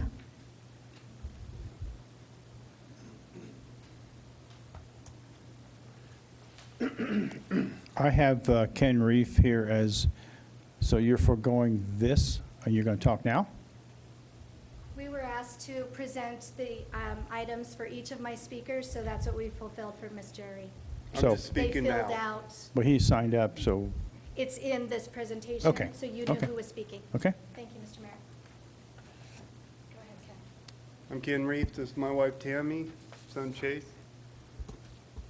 Chase was misdiagnosed with ADD back in 2014, 14. He was put on a drug called Concerta, which caused all kinds of problems. He had side effects from it. They continued to put him on other medications. And he was hallucinating. He had tachycardia. He was in and out of the hospital. And they were treating it more as a mental condition than anything. Well, in December or January of 2015, he had a grand mal seizure and was taken up to Children's Hospital for 5 days. And there they found out that it was his medication, his Concerta, which he was taking 108 milligrams a day, which is higher than most adults get. And so they diagnosed him with Concerta toxicity and released him from the hospital with no questions answered. He was paralyzed. So we took him to a neurologist up in Pueblo. Pueblo did an EEG, a brain scan on him, and it came back that he had generalized epilepsy. So all these years leading up to this, they were putting him on a medication that was doing nothing but destroying his brain and destroying his body. We put him on CBD oil, and this is the result. He ended up walking, running, working. He was the first epileptic known to race at 16 years old in a 750 horsepower race truck. He went on to win the Colorado State Ice Racing Championship the first part of this year at 17 years old. And he has not had any seizures since we started putting him on this over 3.5 years ago. He takes cannabis, not hemp, a cold press where it doesn't get him high. So that's why he was allowed to race, get his driver's license. He graduated a year early with a 3.4 GPA. Before this, he was a D- student. So that's all I really have to say right now. I'll let Rhonda continue. I'd like to call up very quickly Ms. Pam DeFada to discuss the black market, our veterans, and medical cards. Again, Pam has has asked to has filed for a written request to talk, so that's taking care of hers. Yes, ma'am. Okay. Yes, sir. Yes, sir. Hi, my name is Pam DeFada, and in a professional capacity, I worked at the state capitol, I worked in a congressional office, and for county government also. 70% of my caseload is around problem solving for veterans and their families. About 15% of my caseload involves senior citizens and problem solving, finding resources for them, identifying providers to help them with their daily problems. After looking at my caseload, I saw some trends and some patterns. For example, I'll give you a specific. Casework is, by nature, you promise them that you're going to keep their information confidential when you're helping them problem solve. But I'll tell you about one veteran in particular. We'll call him Jay. Jay was a 28-year-old. He was a gunner on the back of a Humvee and served in Iraq and Afghanistan. And he had 2 small children. Of course, he was a father. It took a while for us to get his full disability. Initially, we were only able to accomplish 70% disability. When a veteran is only at 70% disability, their wives don't qualify for the federal health care, unfortunately. He was having a lot of problems with his medications that were prescribed to him through the Veterans Administration, and he was responsible, because his wife was working, he was responsible for getting the kids up in the morning, getting them some breakfast, and getting them off to school. He was having problems with those because he was taking opioids, and he was taking a medication to help him sleep. He was having issues with nightmares, and he was overly medicated. He was really having trouble waking up, and so he was not able to function very well in his day-to-day life and responsibilities. He began to use marijuana, cannabis. Tried at slow levels, slowly used more and more. He found that he was able to function in his daily lives. He was able to wake up. He was able to get some rest. So many veterans are using these substances. Many of them don't want to get a red card or a med card because it puts them on a registry. Some of them are hunters, and they don't want to have any problems with their ability to hunt. Many of my seniors are using recreational marijuana. They're using the salves and the lotions, issues with their knees, issues with mobility. But I've worked in your county with veterans and solving problems for your citizens. And I really would encourage you to authorize and okay this because people are coming to Pueblo in droves to buy the product recreationally. And I'm sure you could use the tax revenue stream. Okay. But many people are using these products. Mr. Otto, we agreed on 15 minutes, and we're going to go over. Thank you, Mr. Mayor. I'll wrap it up really quickly. The point is that Canyon City has got an epidemic in our black market. When you have a society that wants to consume something legally but do not have a resource to go and purchase that regulated product, they will get it from a friend of a friend. They will drive to Pueblo and spend our tax money that should be saved here, and they go and spend it in Pueblo and Salida. We know this for a fact because of the people that we talk to. So what do you do with a community that is taking our funds and driving elsewhere even though they want to purchase it here? The solution is, very quickly, tourists and our people, they will buy clean, tested marijuana in correct dosages, not from a friend. Our tourists and our citizens will spend their money in Canyon City and not feed the black market or Pueblo their money. They will buy legally at a safe, regulated store. I'm going to skip a whole lot of this, but ensuring our safety for our children, we have got to do something about this black market. The way that what you're enumerating there is in this handout that you gave us, because you have gone long on this, and we agreed to 15 minutes. With respect, Mr. Mayor, I'm finishing up. Thank you. I appreciate it. Go ahead, finish up. I'm not going to invite Mr. Weed to the podium. Some of the points that he would be making is that this is a measure for city council. You can't. Okay, afterwards? Okay, great. There was a recent survey, and I just want to reiterate that people that vote no on retail marijuana, we're on the same page. We want the same things you do. We want public safety. We want our children to not be accessible to these drugs. I want to bolster our police department. And the only way that we can do that is to regulate this product. Medical marijuana is the same thing as retail marijuana. Our citizens and our veterans are buying it. Very quickly, I interviewed, and this is important, Mr. Mayor, thank you for your time. Okay, well, you said very quickly, we're still talking about it. Mr. Corey Savine is the Manitou Springs Police Sergeant, and I had the fortunate, I interviewed him. He wanted to make sure that I said this point, that they have 2 recreation stores, and they have definitely lowered the black market crime. He speaks for the whole police department when he says that these stores have benefited the whole city with millions in tax revenue. They've repaired roads and bridges, funded flood repair.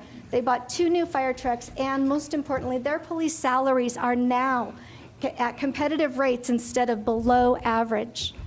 I also interviewed Russ Johnson. Okay, He's the again, Salida I'd ask police you chief. that's enough. We asked you 15 minutes, that's what we agreed to, and you keep talking on and on and on. What am I supposed to do? Allow me the decency to just finish. I only have a couple more I think it was minutes. decent giving you the time. She's had You're a couple of talking minutes over. twice. So does council want to allow more time? No. I don't think we make exceptions to the rules. We've already made an exception to the rule allowing her to keep going. With respect, Mr. Hawkins? And there's other people that wish to speak, okay? And you keep saying, I'm almost done, I'm almost done. So I think we need to hold to what you said at the beginning. There's other people, if they have the chance to speak, they can also speak, or else we'll never end this. Mayor, just give her a minute to give us a final statement. Go ahead. Put on the timer 1 minute and it's held strict. Final statement. Final statement. The tax revenue that our city needs, I'm offering a solution in a retail marijuana location. The revenue that can be generated is seen on your handouts. You can read it. We can fund the rec center. We can fund our police. We can fund the road improvements. We owe it to our citizens to not utilize, to utilize this new revenue stream and not increase their taxes. As a council, I urge you to consider regulating retail marijuana so that we can curtail the black market and increase a revenue stream that our city desperately needs. Okay. Thank you. Thank you. Okay, I have people that have written, that's enough, we're not going to do that. Okay, thank you. I have Deb Janklick. Is Deb here, or has she already spoken? It was part of my presentation. She'll decline to speak. How about Tracy Marling? She already spoke. Okay. How about Dennis Weed? I know he hasn't. Do you want to speak? 2 minutes. 2? I thought I got 3. Nope, you got 2. All right, well, I'm Dennis Weed, and as my name would indicate, I probably am an expert on all things weed, family related, of course. The reason I'm here is because I come with some perspective on city councils dealing with marijuana issues. And it started back in 2014 when the city dealt with the issues of medical marijuana.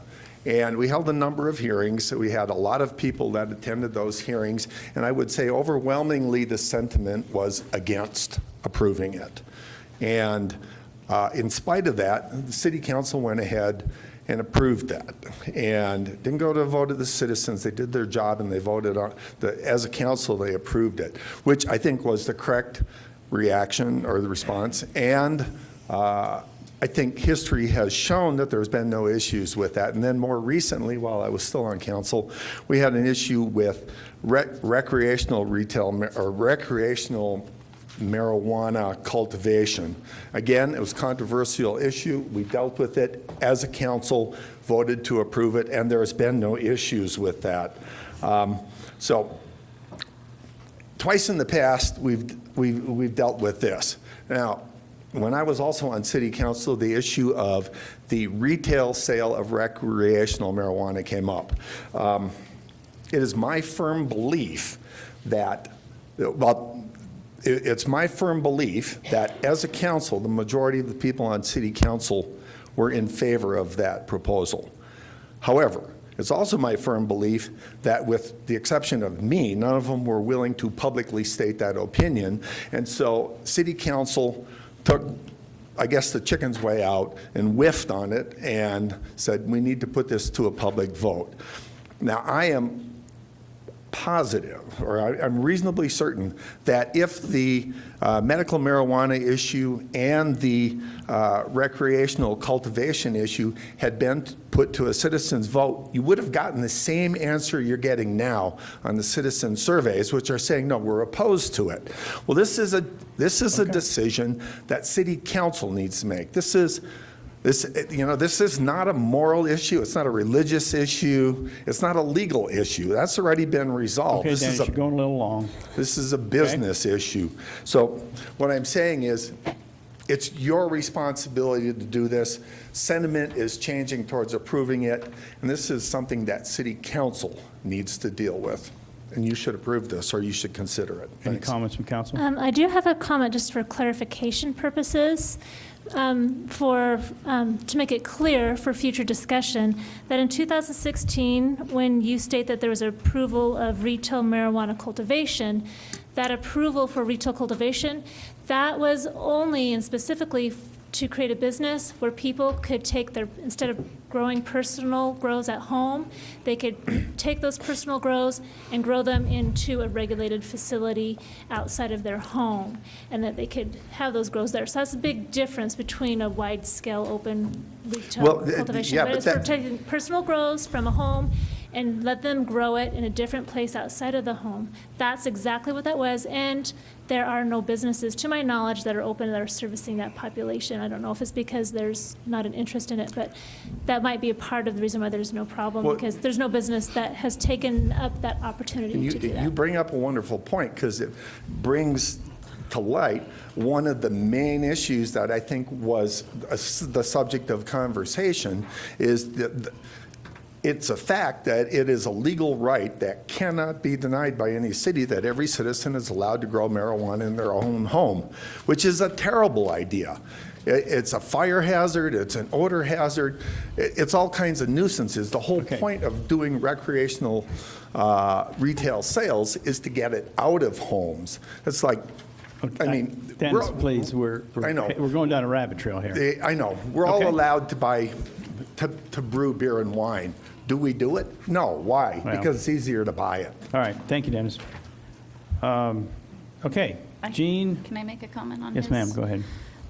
So I'd like to make a comment. I have not been on city council for very long, but if this does pass and it goes well, there will be a surplus of revenue, and I think it should be the taxpayer's decision as to how this revenue gets used. If this passes and does not do well, and other social services are impacted, it is then falling upon the taxpayer as to where the money will be made up that is lost from the failure of passing this. So to say that it's a council decision, I believe it's a taxpayer decision. And in order to get a taxpayer's decision, it needs to go to a ballot. Okay, thank you. All right, no, thank you. Don't like that. Jean, Melanie's, M-E-L-I-E, Melise. Thank you, Jean. Well, I'm one of them then, okay. My name's Gene Melise, and I Got want 2 to start minutes. out by saying, first of all, that I smoke marijuana, and I smoke it for one reason and one reason only, and that's to get high. Okay, but one of the things I want to tell you about, for 20 years, I gave it up. From 1994 to 2014, I didn't use any alcohol, didn't use any drugs of any kind. During that period of time, I gained up to 285 pounds.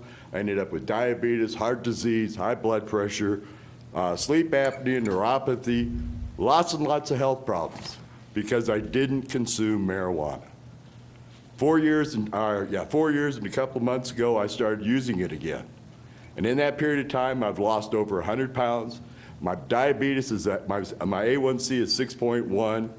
I haven't had a problem with my heart. My health issues are okay. But like I said, and I started out this way and I'll end this way, I smoke marijuana for one reason only, and one reason, and that's to get high. Okay. And I don't believe that any government has a right to tell people they can't do something that is not harmful to them. The statistics are accurate. No one has ever died from marijuana. It is just a plant. Our society has talked to for the last 80 years, told how bad this plant is. And during that period of time, our country was fighting wars and settling and becoming a great nation because of the hemp product. Okay? We have to stop telling people what they can't do and need to start telling people what they can do and in the parameters that they can do it. In Colorado, I cannot smoke marijuana in public. I can go to any concert here in Fremont County or in Canyon City and the alcohol's flowing like crazy. Now, statistically, we already know that alcohol causes accidents and health problems and family problems and all these things. How many of you know how many domestic quarrel problems are caused by marijuana? How many of you know of anybody committing any violent crimes under the influence of marijuana? How many of you have ever heard of anybody getting sick on marijuana? It is the safest substance on the planet, and we are the only creature on the planet to restrict ourselves from doing the one thing that helps us the most. The young lady that brought the beginning of she talked about the cannabinoids in our body. For all these years that we've been banning marijuana, we've become a sicker society because we don't have the cannabinoids in our system. A lot of times we got it from the meats that we ate or the products that we bought because they'd be in there. But because they're not now, we're sick. And if you want to see society get healthier, if you want to see people start to get along, if you want to see things get better in our society, not only here in Canyon City, but throughout the United States, let's stop telling people what they can't do and start telling people what they can. Thank you. Thank you, Jeff. Gene, right? Okay, Jeff Kane. Jeff Kane here? Yeah, he's coming. All right.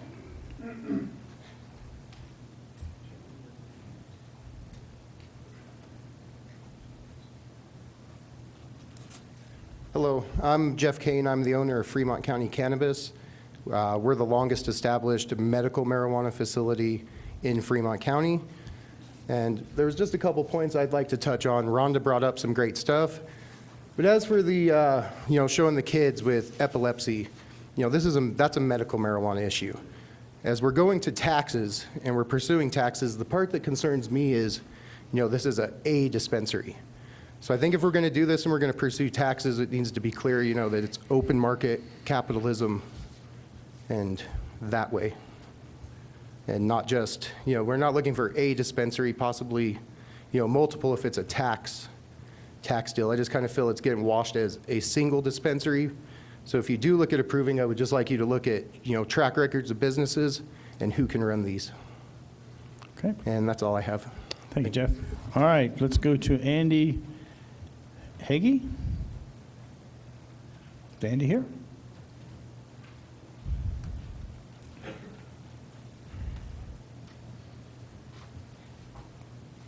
Thank you. So I'm 18 years sober.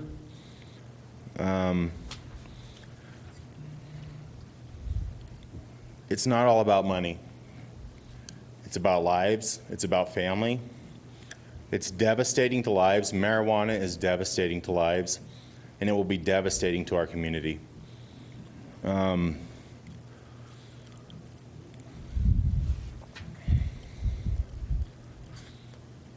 I work in Pueblo, and Pueblo is the poster child for how to not run a city. And I think it has, in the 4 year, I've worked there for 20 years. I lived there before I moved here. It's a wreck, and the police chief finally admitted that it's due to marijuana. Everywhere you go, there's vagrants bumming for money to get, and it's probably not marijuana at this point, but they're there for the marijuana to be in the business. But it's devastated that community, and we have a youth center here in town that we try to protect kids against that, against going to that recreation, and go to the recreation that kids should do play, be a kid. When grandma or mom and dad drops them off and they smell like weed, we don't know if it's them smoking weed who comes into our rec center that is free and open to the public, or if it's mom and dad burning on the way to the rec center to drop their kid off. It's devastating, and I'd hate to see it. And you know, there's some sad stories told, but I'm sorry to hear that. Okay. It's not about medical. This is about recreation, and it's not a good call. All right, Andy, thank you. Sean Mager? Oh, Sean. Hi, Sean.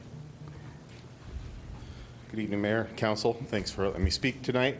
Pastor Sean Maher of Livingstone Calvary Chapel. I've been pastoring the church here in this community for 20 years. As a result of our ministry, we have opened up the youth center down on Main Street, and in the last year, we have serviced more than 50% of the student population in the high school and the middle school level there. And like Andy said, we've seen lots of different stories related to families that have been hurt and kids who have been hurt as a result of drug use. And again, I want to say that the issue here is recreational. It seems that those who were for it were using medical marijuana as some kind of evidence for promoting retail sales here. I don't see the connection since we already have legalized medical marijuana. To address some of Mr. Weed's comments, obviously Mr. Weed is not on the city council anymore because he doesn't care about the will of the taxpayer and the citizen. He thinks that the city council should run more as a dictatorship. And this is a taxpayer issue. And City Council in 2014 did vote to send this issue to the citizens of Canyon City. And they overwhelmingly voted against this. The citizens did. 61.49% opposed to recreational marijuana in our city. For the City Council to consider this and to vote against or to vote for this would be against the will of the citizens who elected you, who you represent today. It is a safety issue of our children, and even the proponents for this have mentioned that, saying that the issue for those who are breaking the law currently is to legalize it. That is a fouled philosophy. Just because something's illegal and someone's breaking the law, the fix isn't to make it right. And then they say that that they should legalize it for the safety of our children. And I don't understand that philosophy either, because if we're legalizing it to make it safe for our children because there's black market sales going on out there, somehow they're suggesting that the kids are already getting the black market sales and they're just going to make it more readily available to them. So thank you for your time. Thank you, Sean. Okay. Jeff Kane, did he talk? Am I running out of names here? Okay, Deniston. Is Kay here? Hi, Kay.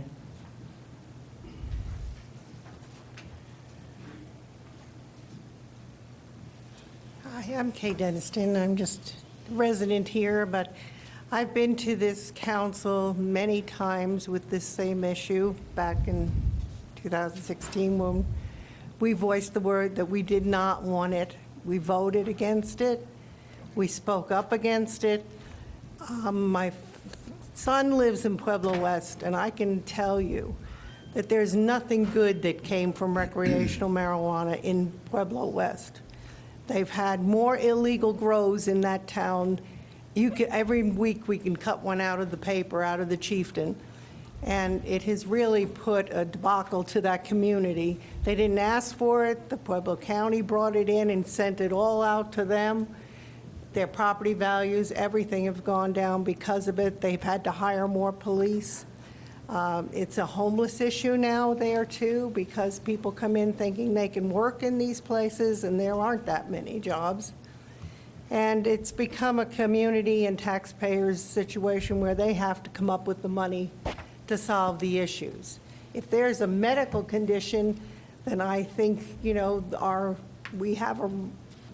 we should get doctors and scientists to find out exactly what good it can do and dispense it through doctors medically through our pharmaceutical community, instead of having to go to a recreational type situation. It is basically to make money. Period. And thank you for your time. Thank you, Kay. Stephanie Luck. Stephanie here? Okay.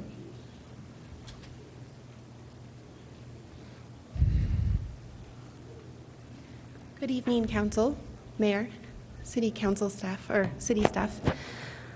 I just wanted to give you some facts and figures that you may find helpful in your deliberations. The state budget is roughly $30 billion. Marijuana comprises 0.8% of that revenue. That's roughly $167 million of the $30 billion.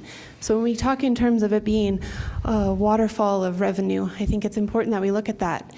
Also, when you look at the county level, I just did a cursory look while sitting in this meeting of the Pueblo County budget. I encourage you to look at that more thoroughly so that you can see where those monies are allocated. But under the marijuana impacts page on their county budget, it says that they're at $1.4 million of a deficit under that section. So I'm not so sure that they're bringing in near as much money as they're claiming to have brought in. A couple of things also related to the health effects. I think that some of the other speakers spoke to the fact that this isn't about medical, it is about retail. But note that the FDA is still listed as a Schedule I drug, even though there was political maneuverings to attempt to recategorize that. And a Schedule I drug, just for those who are not aware, are substances, drugs, or chemicals that are defined as drugs with no currently accepted medical use and a high potential for abuse. So that's what it's still categorized as. A couple other things. Again, I did a cursory look. A registry application for a medical marijuana card costs $15. And in this agricultural community where it is legal to grow your own marijuana, I suspect that those who want access to this for medical purposes can easily find a starter plant and grow it in their own homes. A couple other things, the yearly number of marijuana hospitalizations increased 72% after legalization. In 2014 alone, that was over 11,000 people who were admitted into our hospitals as a result of some form of marijuana. We're out of time. I just want one other thing. As I understand it, the survey results are not yet out, so I'd just like clarification on that. Thank you. Thank you, Stephanie. I have run out of written requests to talk to council. Would council like to discuss this, or? I was going to make a comment just kind of based off what she said. Ms. Cochran, go right ahead.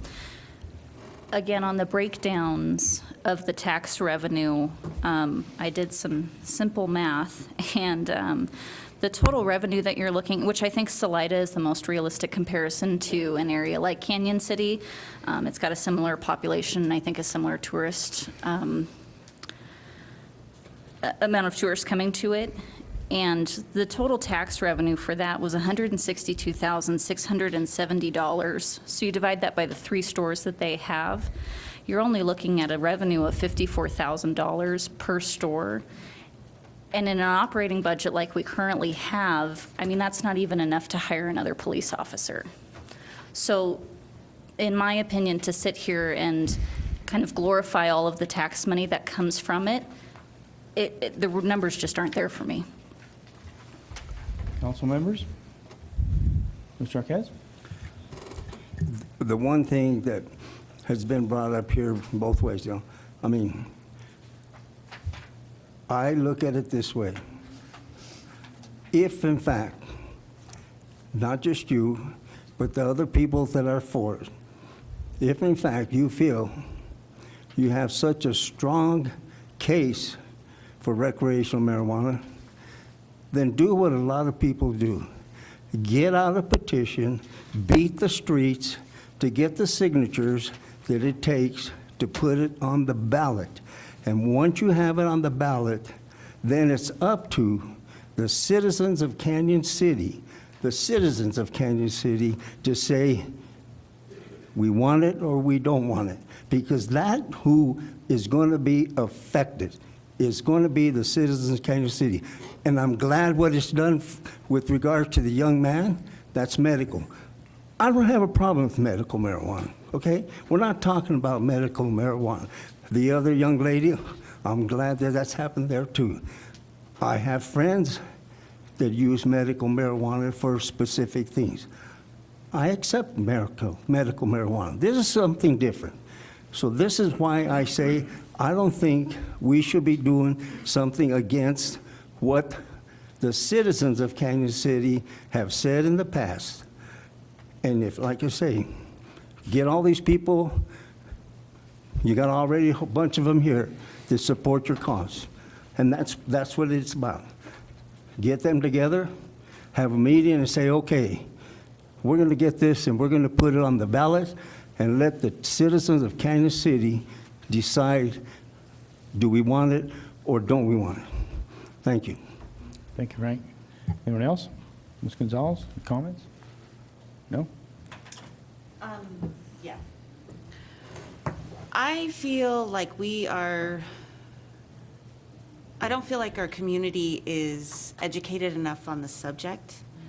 I feel like there's a lot of misconceptions, there's a lot of biased, there's a lot of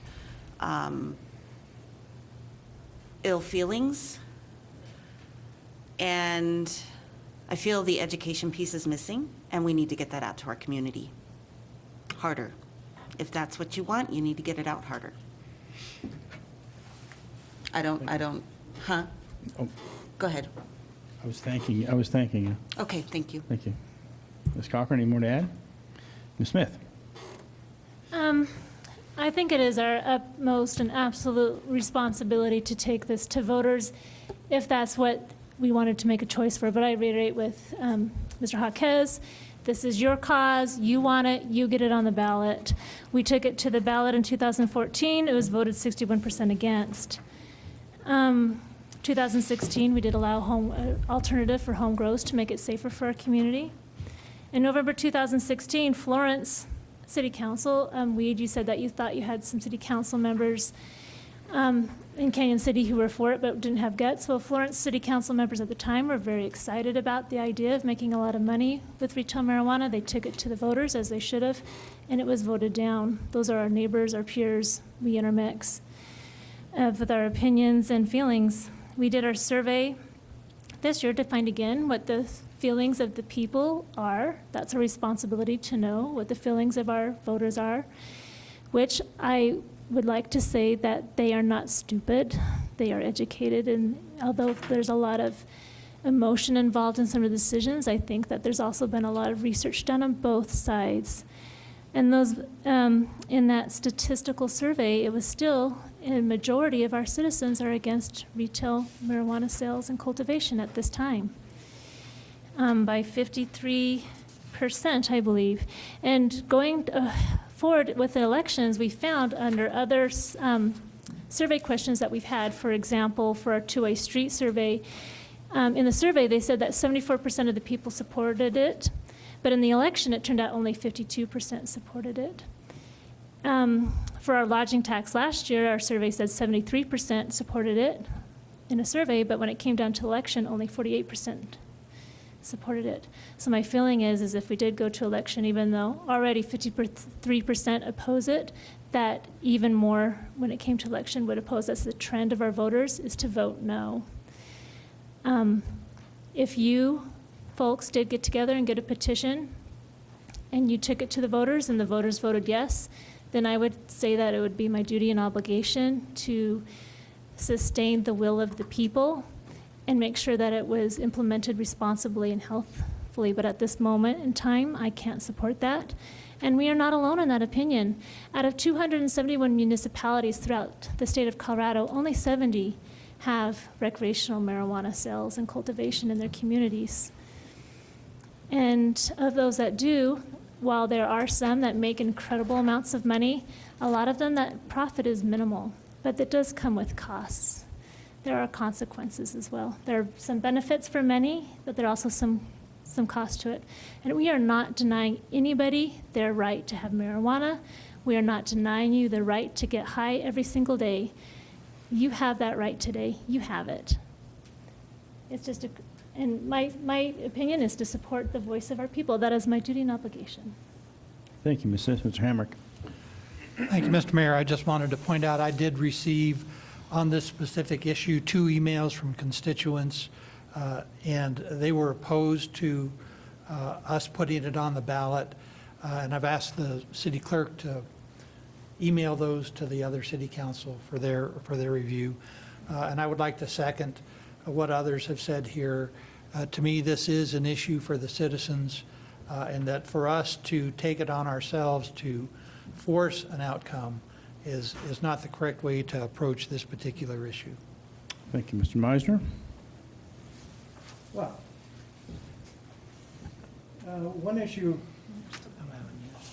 one issue is, at least in the slide presentation, it mentions that in 2016, City Council approved to vote recreational marijuana or recreational cultivation.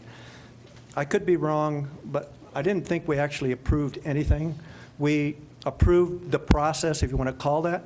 To the best of my knowledge, the growth of recreational marijuana at that point was already authorized under state statute. All we did was limit it and provided opportunities to get that out of the home. So I think when you read that statement, you need to understand that that's not necessarily quite correct. The other quick thing is, when you look at the revenues that are generated, which seems to be a really high point of this discussion, just take, for example, the figures are different between here and the initial information that you sent council. But if you look at, let's just take Chaffee County, $162,000. That's not going to do a whole lot relative to the things that we could accomplish additionally. You talk about increased public safety as one point, but you can't dedicate that whole amount to public safety. And in your material that you sent to council, you mentioned a variety of other areas where this tax revenue can help. But whether you used the $262,000 or the $135,000, I realize that that's a lot of money, but in relative to the budget that we've got with Canyon City of over $20 million, that's not a whole lot of money.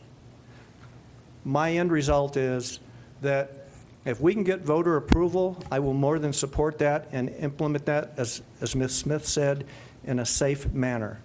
But until the voters tell me that they're in favor of recreational marijuana sales, I would not support any zone change. Ms. Turner. Thank you, Mr. Mayor. Thank you, Rhonda, for coming and speaking to us this evening.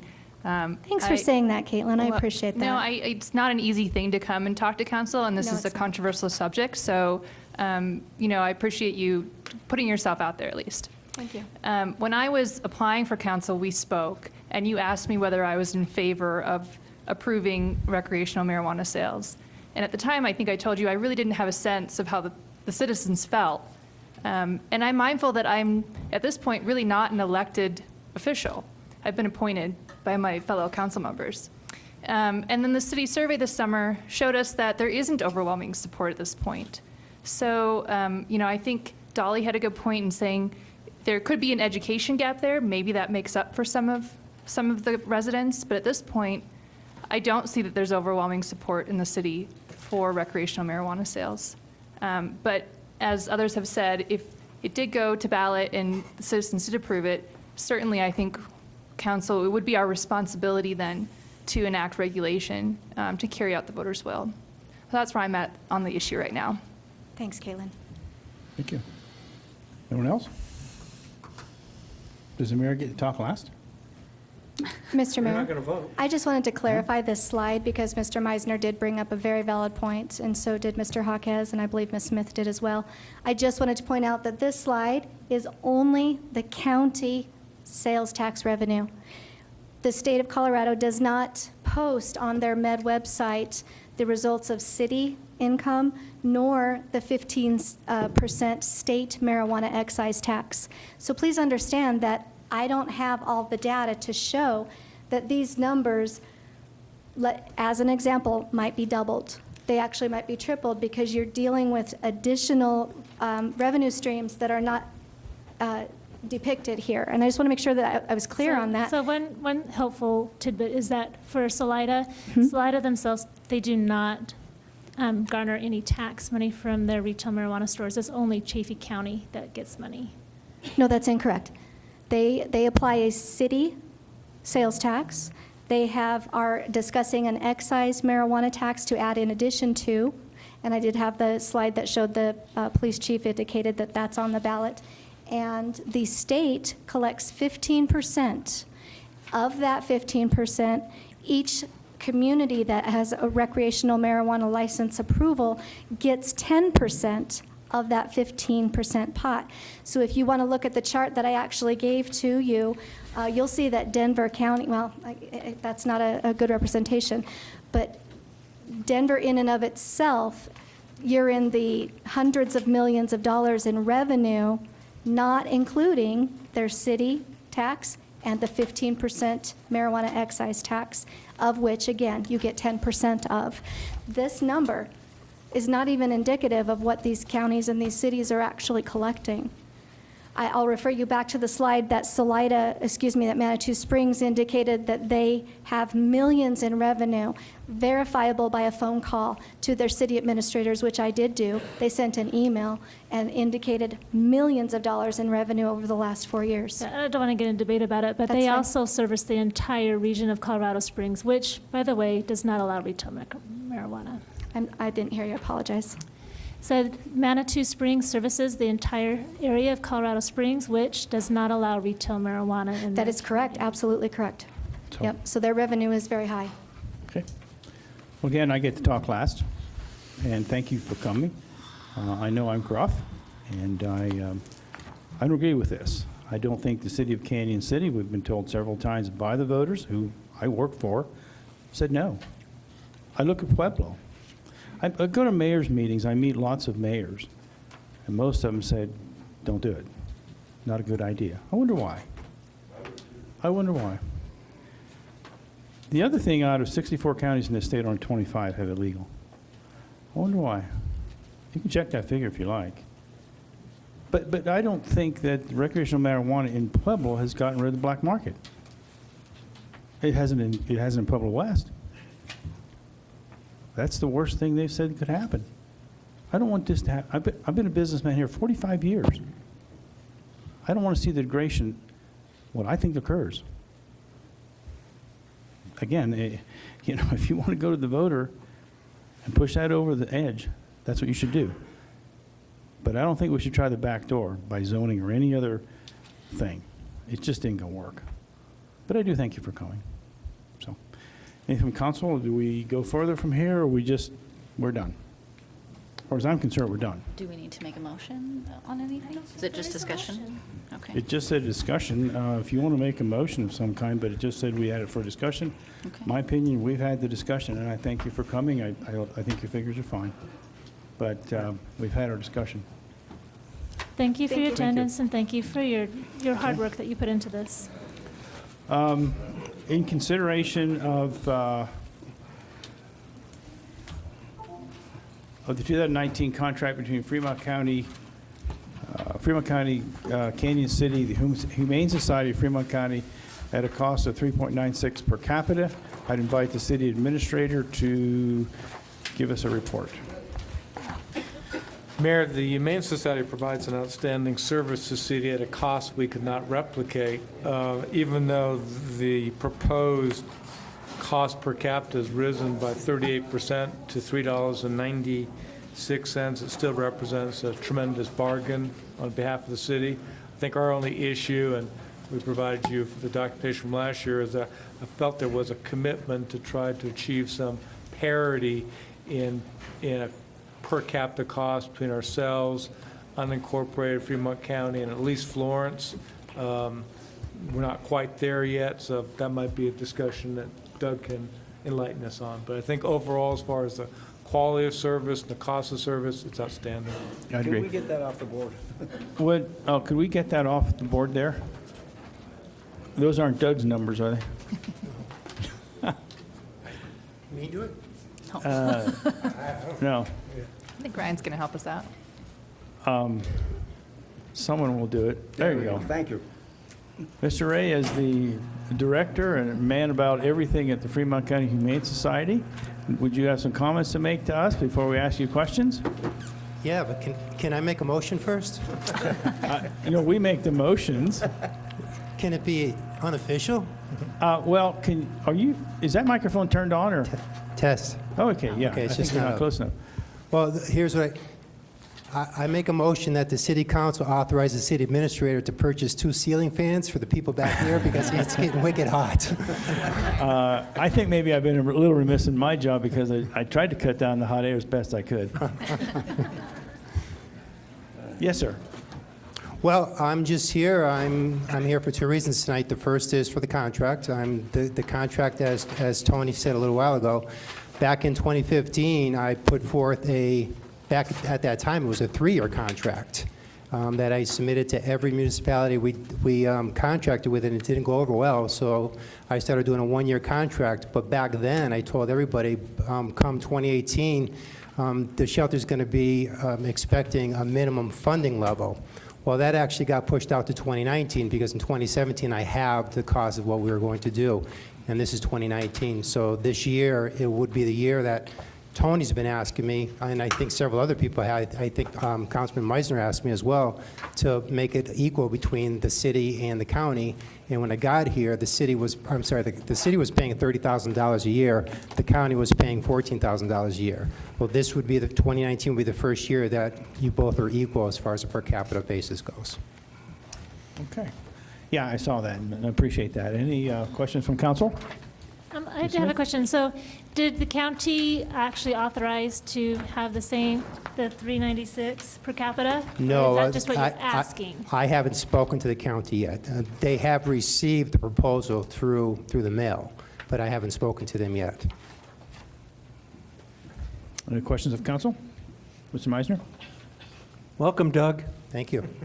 As you know, I don't know that I completely communicated my problem or my issue, but my issue is just overall equity between all of the entities that you serve. And my fundamental concept is the dog that you take in from Williamsburg, I'm making the assumption receives the same loving care that the dog that you take in from the city of Canyon City. That's correct. And so I would expect, in terms of spending our citizens' money, that those 2 rates be the same. That's my expectation. And until that's met, I will never be comfortable with a contract. I don't have a dispute about the $396. I wouldn't have a dispute if it was $5. You continue to mention the fact that you're underfunded. It's obvious part of the reason that you're underfunded is because your fees do not match your expenses. My concern is the fact that the residents of Canyon City are paying $396, or a resident, and a resident of Williamsburg is paying $1.39. So if you can enlighten me, or why is Florence? Why is Florence only paying $3.24? What's the reasoning as to why those intakes for those animals, which are the same animals essentially that we would have, why are you charging them different? And it's a great question. Back in 2015, when I submitted the 3-year contracts to everybody coming to 2018 was going to be paying the same per capita. Everybody across the board. That's the way it was. I was met with such resistance. I was met with a lot of resistance from the sheriff, saying that the smaller towns just did not have the funds. And then the smaller towns all got together, and it was Florence, it was Williamsburg, it was Coal Creek, it was Rockville. We had a council meeting in Florence one night, and it was quite a circus. So what I decided to do was I decided to give the smaller guys, if you will, a break for the time being, because it's my understanding that Williamsburg, they paid more last year than they're paying this year, because that's something that I agreed with them. Now, as far as Florence goes, Mike and I are talking about this. A couple years back, Mike, the city manager of Florence, he paid a little under what the contract was, but he made up for it when he did a $2,200 fundraiser for the shelter. So we got the money at the end. What the contract was different, but we got the money that I was asking for, and Mike's going to be doing the same thing again this year in Florence. But your question is valid, and it makes perfect sense, and you're right. And that, in 2015, I was the same way. I thought everybody should be paying the same thing, because if it's important to areas that their animals and the residents are taken care of, then I believe they should pay for it. But the amount of resistance I've received over the past 4 years now, 4 years next month I've been here, has been tremendous from the smaller towns. Any questions from council? Any more questions? One more thing, I think, Councilman Meiser, I think I'm at a point too where I'm afraid. I'm afraid to push the smaller towns that much more. Next year I plan to. I plan to. Not this year, but next year I plan to. But I'm afraid if I push them too much, they're going to back off and say, we don't want to contract with you. Then what happens to the animals? What happens to the residents of those animals? Because if I'm not contracting with someone and you find a stray animal and you live in Williamsburg and we don't have a contract, I can't legally take that animal in. I legally can't do that. So I worry about the animals in the smaller towns, because I think the smaller towns, including Florence, account for about 7.4% of all the intakes coming into the building. So it's mostly Canyon City and Fremont County where we're getting the animals from.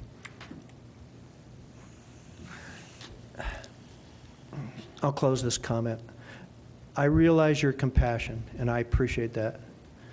But there has to be a balance, in my opinion, between compassion and judicial responsibility. And I don't know that it's there. I agree. I'll tell you, I don't mind saying this publicly, but when I was in Williamsburg a couple years ago, the mayor looked right at me and said, quote, "It's not my damn problem." He literally said that. And what do you do with that? You know, Rockville, the mayor and I in Rockville, anybody who's been in Canyon City for a few years now heard me, and I was going after the mayor of Rockville on the radio every day after he accused me of sending animals to Kansas to be killed, which is why we had such a high save rate. When I went in front of him, he said the same thing. He pretty much was dressing me down that night, thinking I was asking for too much money. So it's been challenging to deal with the smaller towns here. And the other thing is, too, and in fairness to them, before I got here, they paid $360 a year, all of them, across the board, forever. So then I come to town, and I start putting up, and now I'm the bad guy. So it's kind of been, you know, walking that fine line, trying to get where we need to be, but I certainly couldn't do it overnight. Okay. Anyone else in council? Ms. Smith? I was just wondering, what do you think the likelihood is that the county will give you the 396? 99.9%. I'm pretty confident. I just wondered, I might feel a little more comfortable waiting to give the approval till county makes their official decision and say that we'll be very happy to. Well, match it's not the per whatever capita that I'm dealing with. There's a dollar figure that I'm looking for everybody right now, and that's the dollar figure I came up with back in 2015. It's just the per capita is what it is. So the dollar figure that I'm going to be expecting from the county this year is what it is. I'm not changing that. I am 100% not changing that for the county this year. And you feel confident they'll approve it? If they don't, they're not going to be contracting with the Humane Society, yes. And I don't see interject? I don't see that happening. How can you make that statement that you're not going to contract with them, but then 5 minutes ago, you make the statement of your compassion for Williamsburg? Well, it would be Williamsburg may only have 5 dogs, and we all know that if they have 5, there's 15 in Florence. So you can't make that statement that you wouldn't provide them with services. It would be the county. The county last year, we went in January without a contract, February without a contract. It's the county that would be choosing not to partner with us, because it would be no different than somebody, I don't know, contracting to take down trees or something like that. You know, their price is the price to do it. They might underbid someone else to get that price, but that's their price. So the price that I'm going to be asking for from the county is the same price to the penny that I asked for back in 2015, to the penny. Anybody else? Ms. Gonzalez? Just have a question. When you say the county, is that the areas that do not include Williamsburg, Florence, Canyon City? Because we are still part of the county, but what are we talking about here? We're not double dipping is what I'm asking. Right. What I did was, I mean, I have the numbers from Fremont County, and then I pulled out Canyon City, Florence, Williamsburg, Rockville, and Coal Creek from those numbers. Okay. So it's just, It's just the residents of Fremont County that I'm thinking. It's just the residents of Canyon City, the residents of Williamsburg. The unincorporated areas. Correct, Okay. yes.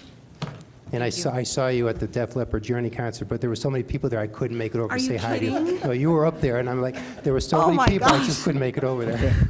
I know we're still talking That's about hilarious. animals, but Def Leppard, come on. Okay, I did have a lot of fun. That's That's off the Don't record. tell us what you saw. This is kind of, That's well, funny. this turned into sort of somewhat of a dog and pony show. Okay. I could add, I meet with the mayors once a month, and I honestly don't know how these small towns make it. They get so little. I don't have a problem with them paying less. I think we get quality service, and we're willing to pay for it. And I mean that sincerely, and I don't have a problem with it at all at this contract. I think it's a pretty good rate. And that's my opinion, and I don't get to vote, so there you go. And I want to reiterate, Mayor, I have no problem with the $61,000. I don't care if that's $80,000. Yes, you do. No, I don't. It's gonna amend Because his I've numbers. told Doug numerous times, I think your 396 is low. And that this council, I think, would support a higher figure, in my opinion. But Could we edit that out? Okay. Mr. Mayor? Ms. Hawkins. Okay, the one comment I want to make, I'm like, I almost have a problem with that there. Because I think if we were to tell him he can't do that, then what we're going to have is the people from Williamsburg bringing these animals and dropping them off in our city, and we're still going to be taking care of the animals. And I'd hate to see that happen and all that. So for the amount that's there, I think we're okay with it. I did, and just to add some humor here, which I like to do, by the way, is I asked the mayor over there, what would you do? And he said, are you kidding me? I'm not driving Mad Dog to Canyon City to drop them off. So, anyway, He's thought about it then. he has thought about it, and he's probably, knowing him, he's probably tried it. So, go ahead. Mr. Mayor, I'd just like to make a motion that we approve the 2019 contract between Fremont County, Canyon City, and the Humane Society of Fremont County at a cost of $396 per capita. I'll second that. Thank you. Any discussion on that motion? I just have one Yes, little ma'am. comment. I just want to commend Doug and his whole staff over there at the Humane Society. I got to witness some of those cats that were brought in 73 cat, droves. the 73 had cat hoarding case. Yeah, with all those cats, and the staff was so attentive. Doug stopped what he was doing, showed me around, introduced me to the staff, and I could feel that they were truly concerned about these cats.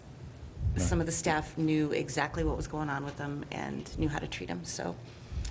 Ms. Cochran? And I actually worked there for a few months, and I can attest firsthand that they do a wonderful job, and their main priority is the welfare of the animals.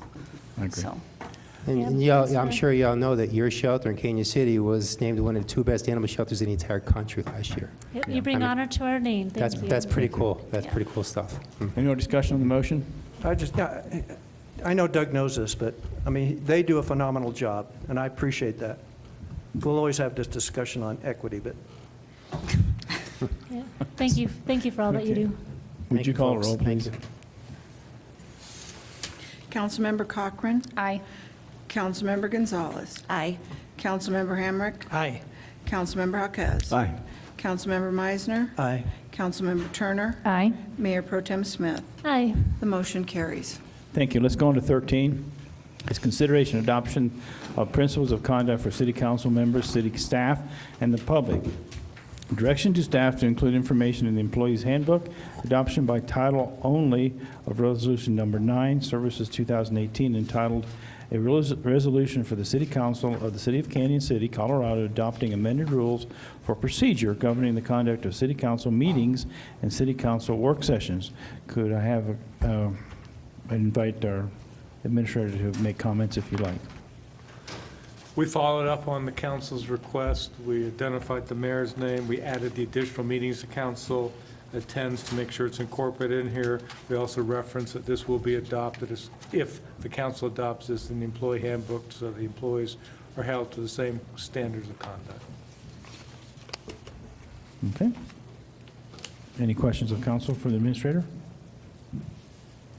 If none, I'd ask for a motion. Mr. Mayor, I make a motion that we adopt the principles of conduct for city council members, city staff, and the public. Okay. Second? Second, Ms. Cochran, thank you. Any discussion on that motion? Mr. Meisner? You only get 500 words, and you way exceeded that. I'm not sure I understand number 3. In particular, what constitutes a verbal attack?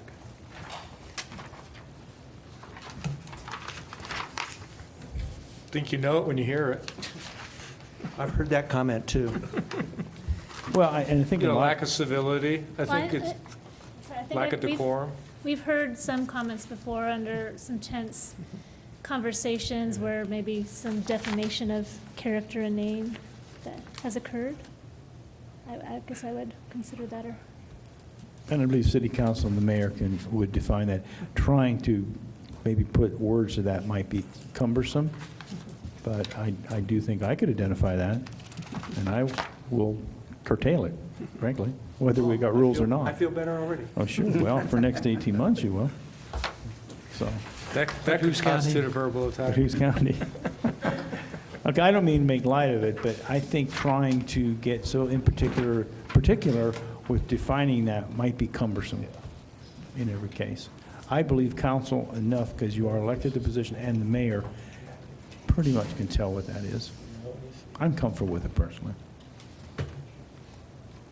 Good. Okay. Did we have we had a second? Any more discussion? None? I'll second it, and we haven't. We did. We have a second, Ms. Cochran. Okay. Would you call the roll, please? Councilmember Cochran. Aye. Councilmember Gonzalez. Aye. Councilmember Hamrick. Aye. Councilmember Jaquez. Aye. Councilmember Meisner.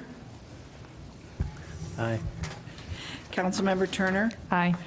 Mayor Pro Tem Smith. Aye. Motion carries. Thank you. Number 14 is consideration of amendment to the municipal code concerning hearing notices of assessment and denial of refunds. This is the second reading for ordinance number 19, series 2018. Its adoption by title only, entitled, "An Ordinance of the City of Canyon City, Colorado, amending sections 3.12.230, 3.2.380, and 3.12.390 of the Canyon City Municipal Code concerning hearings on notices of assessment and denial of refunds." Would you like to add to that, Mr. Administrator? This is a kind of a due process requirement to make sure that these type of assessment hearings are handled in accordance with the recent Supreme Court decision of the state of Colorado. So we're consistent with that. Any questions of council? Hearing none, seeing none, I'd like to have a motion and a second. Mayor and council, I make on second reading approval of ordinance number 19, series 2018 for second reading and adoption by title only, entitled, "An Ordinance of the City of Canyon City, Colorado, amending sections 3.12.230, 3.2.380, and 3.12.390 of the Canyon City Municipal Code concerning hearings on notices of assessments and denial of refunds." Thank you. Second? Second, Ms. Turner, thank you. Any discussions on that motion? Hearing none, would you call the roll, please? Councilmember Cochran. Aye. Councilmember Gonzalez. Aye. Councilmember Hamrick. Aye. Councilmember Jaquez. Aye. Councilmember Meisner. Aye. Councilmember Turner. Aye. Mayor Pro Tem Smith. Aye. Motion carries. Thank you. Number 15 is consideration of proposed ballot issue regarding high-speed internet service. This is the opt-out clause for Senate Bill 150, Colorado Senate Bill 152. An ordinance reads as follows: ordinance number 21, series 2018 for second reading and adoption by title only, entitled, "An Ordinance for the City of Canyon City, Colorado, referring to additional ballot issue to be registered to the registered electors of the City of Canyon City, authorizing municipal broadband service and setting a ballot title thereof." Is Mr. Stevens here? Mr. Stevens, Ryan Stevens, would you like to comment on that? And we'll give Tony a break. Is this on? The opt-out of SB 152, I believe the one question that we had last time this was before council was, how does this language compare to what the other jurisdictions are putting forward? This language is in line with what the county is putting forward. It's almost word for word in most sections, other than referencing the city's home rule authority. So again, I would appreciate the council's consideration on this topic. Any questions for Mr. Stevens of council? Okay. Could I have a motion then?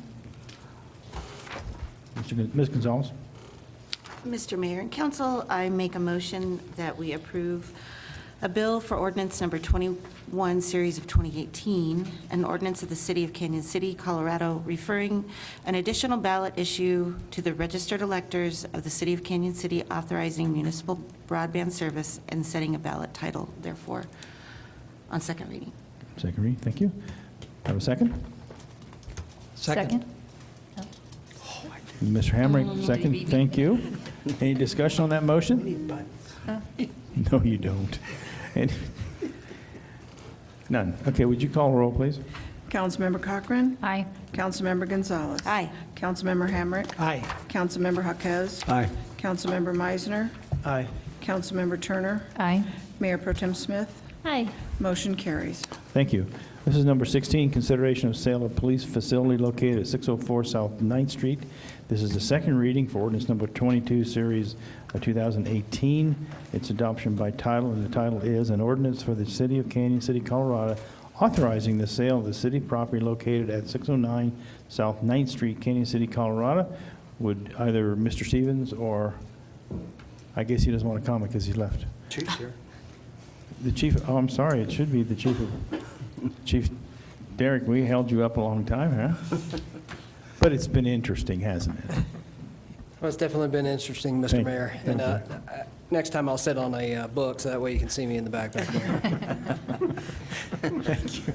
I appreciate, Mayor, members of council, I appreciate your consideration of the sale of the Cenex. I understand there were some procedural issues concerning the original acceptance of this offer, and I appreciate your forgivingness concerning those faux pas. We're definitely trying to do the right thing by the city and trying to make sure that everybody's aware of those things. And so conversations prior to council.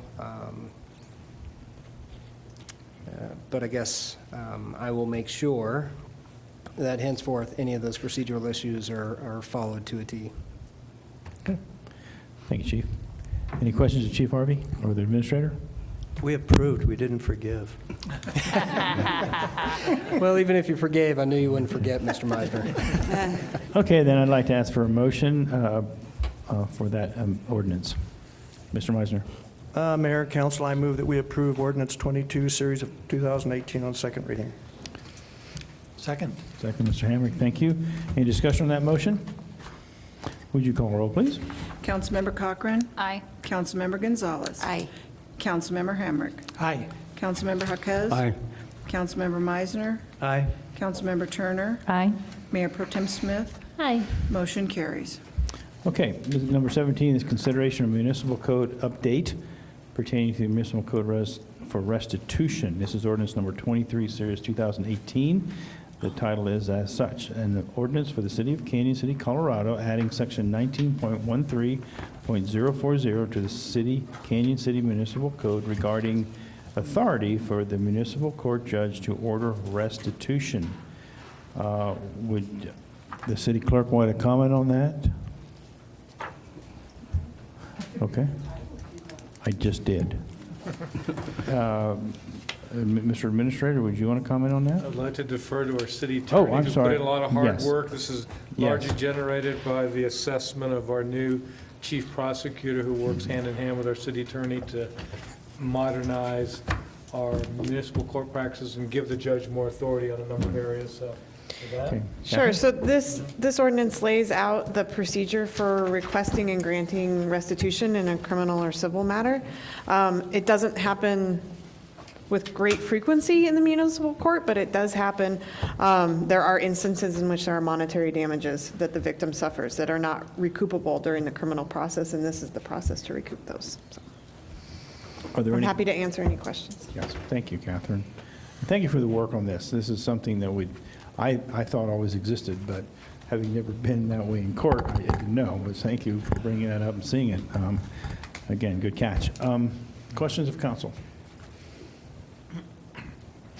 Oh, Mr. Meisner, I keep. The ordinance as presented is an ordinance that was drafted by our city attorneys. Correct. Any other questions? Hearing none, could I have a motion? Mr. Mayor, I'd like to make a motion that we adopt the ordinance number 24 series of 2018 for introduction and first reading by title, which has already been read. Thank you so much. And second? Second. Ms. Cochran, second, thank you. Any discussions on that motion? Would you call a roll, please? Councilmember Cochran. Aye. Councilmember Gonzalez. Aye. Councilmember Hamrick. Aye. Councilmember Jaquez. Aye. Councilmember Meisner. Aye. Councilmember Turner. Aye. Mayor Pro Tem Smith. Aye. The motion carries. Thank you all. Number 18 is a consideration of a municipal code update pertaining to minor in possession of alcohol. This is ordinance number 24, series 2018.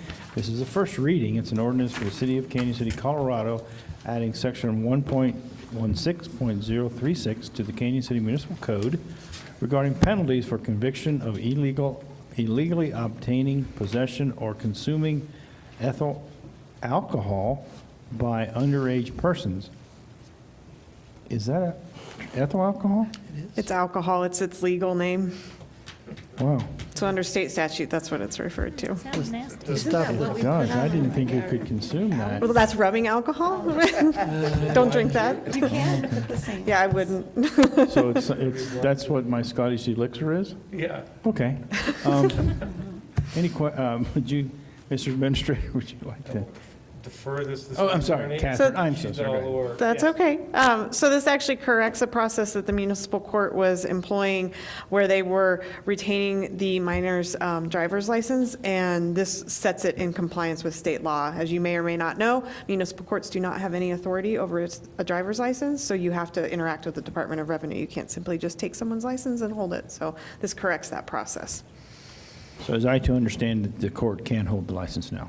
There is a No. statutory, the court can take the license under the statute that's laid out in mirror form here, based upon a failure to complete alcohol treatment. That license is then actually transferred over to the Department of Revenue. It's not held by the municipal Okay. court. Got it. All right.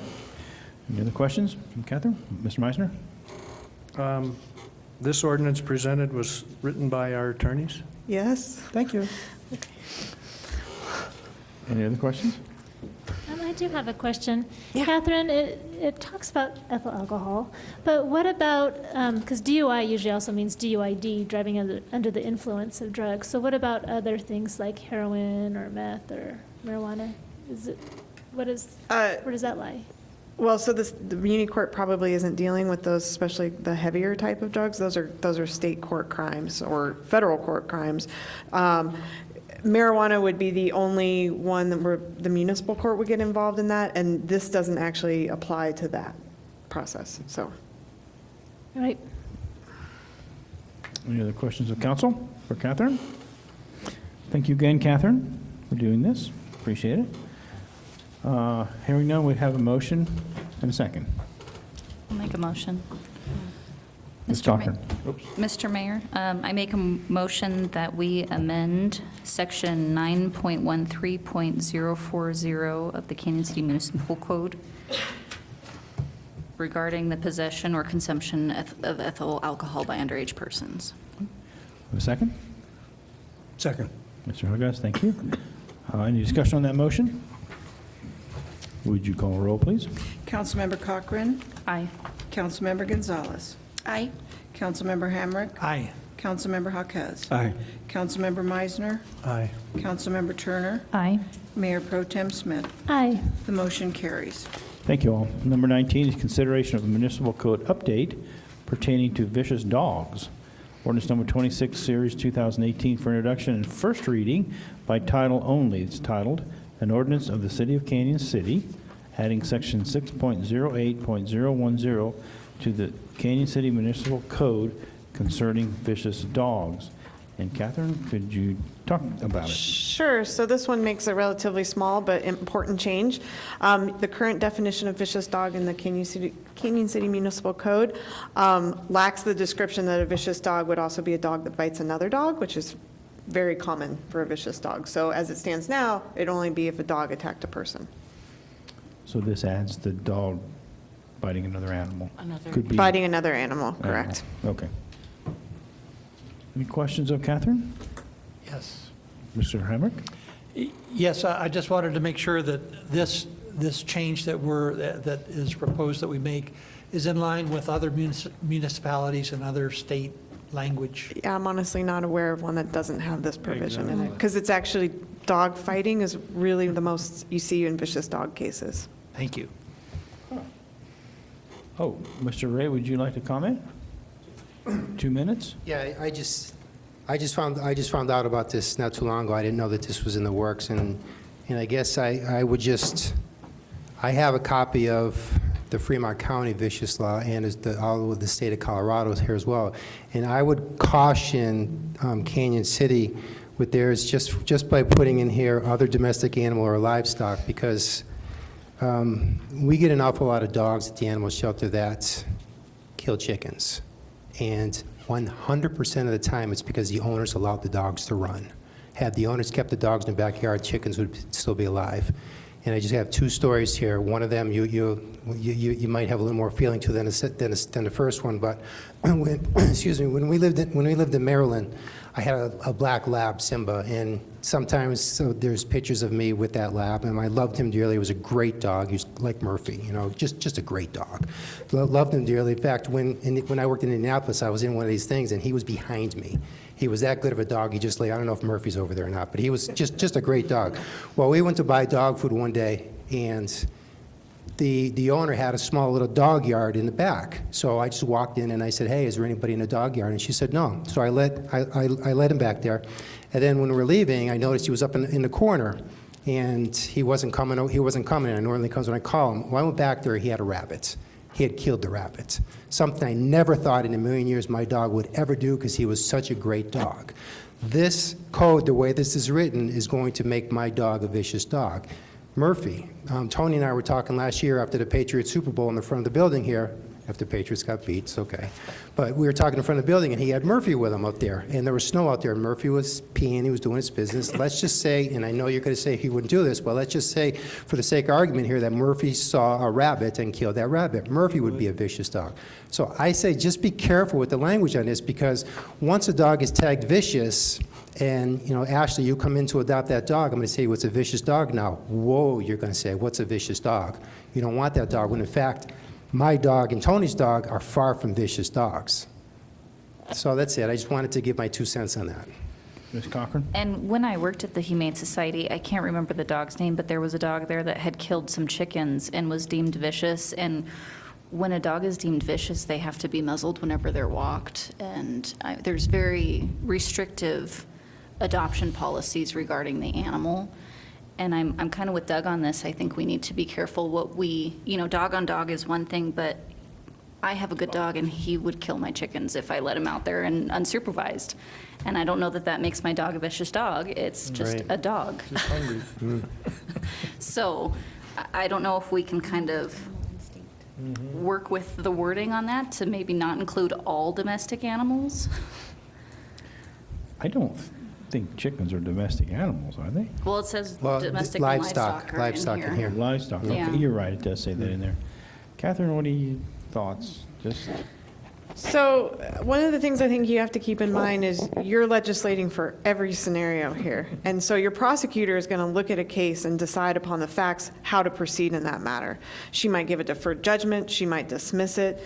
It's hard to say what she's going to do. It's fact specific. So I guess I would keep that in mind. Now, I've dealt with a case on the other side where I had someone whose chickens were in their backyard, in the coop, and a dog got into the backyard, broke through the coop, and killed all the chickens. And so, you know, that chicken owner was distraught beyond measure. So there's two sides to, I think, the situation. And so you're legislating to kind of capture everything and allowing your prosecutor to make good choices when she sees a case in front of her. Okay, Chief Harvey, did you have something to add? Is it a chicken story? Oh, I'm sorry. Are you? Oh, I'm sorry. Sorry, Doug. I just want to echo, Mayor, members of council, I just want to echo Catherine's comments concerning that, because even though the verbiage of vicious dog, we still need a mechanism to be able to address someone who has lost livestock. And so whether that's a cow or chickens, if we don't have a mechanism, and currently we don't have a mechanism even for dog on dog, and we've actually had some physical fights that have broken out between the owners as a result of not being able to address some of those concerns. So I again, would just caution you with a balanced approach that we need a mechanism to be able to address if a dog, you know, vicious or not, kills another animal, we need to be able to speak for both sides there. And I have a question. Wouldn't that fall under the restitution that we just discussed? So restitution is just monetary damages. Well, But right, the victim often wants to see a conviction as well, because they feel that they personally feel that that dog is vicious, okay? So they're looking possibly for a conviction as well, a punishment. They may not want to see that dog destroyed necessarily, but they do want that dog to go through the process. They don't necessarily, they might want monetary damages. So I think, and I can't tell you what Tricia does, your prosecutor, but I can tell you what I do when I prosecute is the first vicious dog, unless it's absolutely like egregious behavior, they always get a deferred judgment in my book, because I always want them to notice the behavior of the dog, recognize that, and get the opportunity to correct it. Once they go through the deferred judgment period, which is usually 6 months, if they don't have another case, that case disappears and the dog's never been convicted as a vicious dog. So, you know, that's what I look for. I look for correction of behavior by the owner. Again, I can't speak for Tricia. I don't know what she does. Chief Harvey probably has a better idea, but I think we need to be able to legislate broadly to address all situations. Just as a matter of procedure, and Catherine, again, correct me if I'm wrong here, but restitution is a process that occurs after a criminal case has proceeded. So without there being some originating offense, restitution doesn't even come into play. At that point, it would be a civil matter that they would actually have to file a civil litigation lawsuit to recover those damages. That is correct. So then I have a question, because on the restitution, we were given an example of 2 dogs getting in a fight. So would those dogs then have to be deemed vicious before one could seek restitution on vet bills? So as part of the process, you know, there could be a conviction, yes, associated with that, and that triggers restitution. But Chief Harvey's correct. That's a completely separate, it's almost a separate matter between the judge and the victim and the defendant to deal with. And it's, you know, it's actual cost, so no emotional distress, no Right. nothing, so. You could delay this. We can talk to the chief prosecutor about how she would handle cases regarding, Tony, are there, wildlife. if we were to pass this, can we give a set of expected guidelines? Is that fair? Sure, yeah. absolutely. Actually, No. I'd say no to Last that. week you couldn't do You that. say no? Yeah, you don't, You can't- don't take this the wrong way, but you don't really have a role in the prosecution. She has complete prosecutorial discretion. Okay. That's Okay. why I would Sorry. suggest delaying this so we can talk to her. We understand your intent on this matter, and I'd want to clarify it with her and then let you know that, yeah, we're on the same page. I'd like to have a little more discussion before we delay, so you can know what direction that we would want you to take in those changes. Okay, shall we put this off for 30 days, or? I got a I'm minor, sorry, Well, we I got a need to minor get comment. some in- Mr. Meisner. Well, my problem, I understand the chicken dilemma, but I'm telling you, if any one of you were to walk up to my fence and attempt to open a gate into my yard or reach over my chain link fence, you are going to probably get bit, or at least get the impression that my dog is telling you not to come into my yard. If I open the gate and let you in my yard, we have a whole different ballgame. But what challenges me is these repeated charges against a fence. Again, that gets to be interpretive, but my dog is guilty of that currently. So, Mr. Mayor, I have some comments. Sure. I found a really excellent website for information. It's called animallaw.info, and it goes through every single state in their laws pertaining to dogs. And a lot of them do address domestic animals, but something that they also, many of the states address, and which ours doesn't, is a difference between a vicious dog or a potentially dangerous dog. And I think that might be important to look more into. For example, and some other language also, if a dog attacks somebody who's unprovoked, and also if they are off of an owner's property. So if your dog is protecting your property, that is okay. If somebody gets onto your property, then that is what, they put themselves into that danger. And so there's a lot of language in here, and also the state of Colorado's, by the way, it does not talk about repeatedly charging against a fence and attempt to attack, and snapping and charging and baring teeth, et cetera, et cetera. It just talks about inflicts bodily or serious bodily injury or death of a person or a domestic animal. And so I think there might be some really useful things to garner from this website.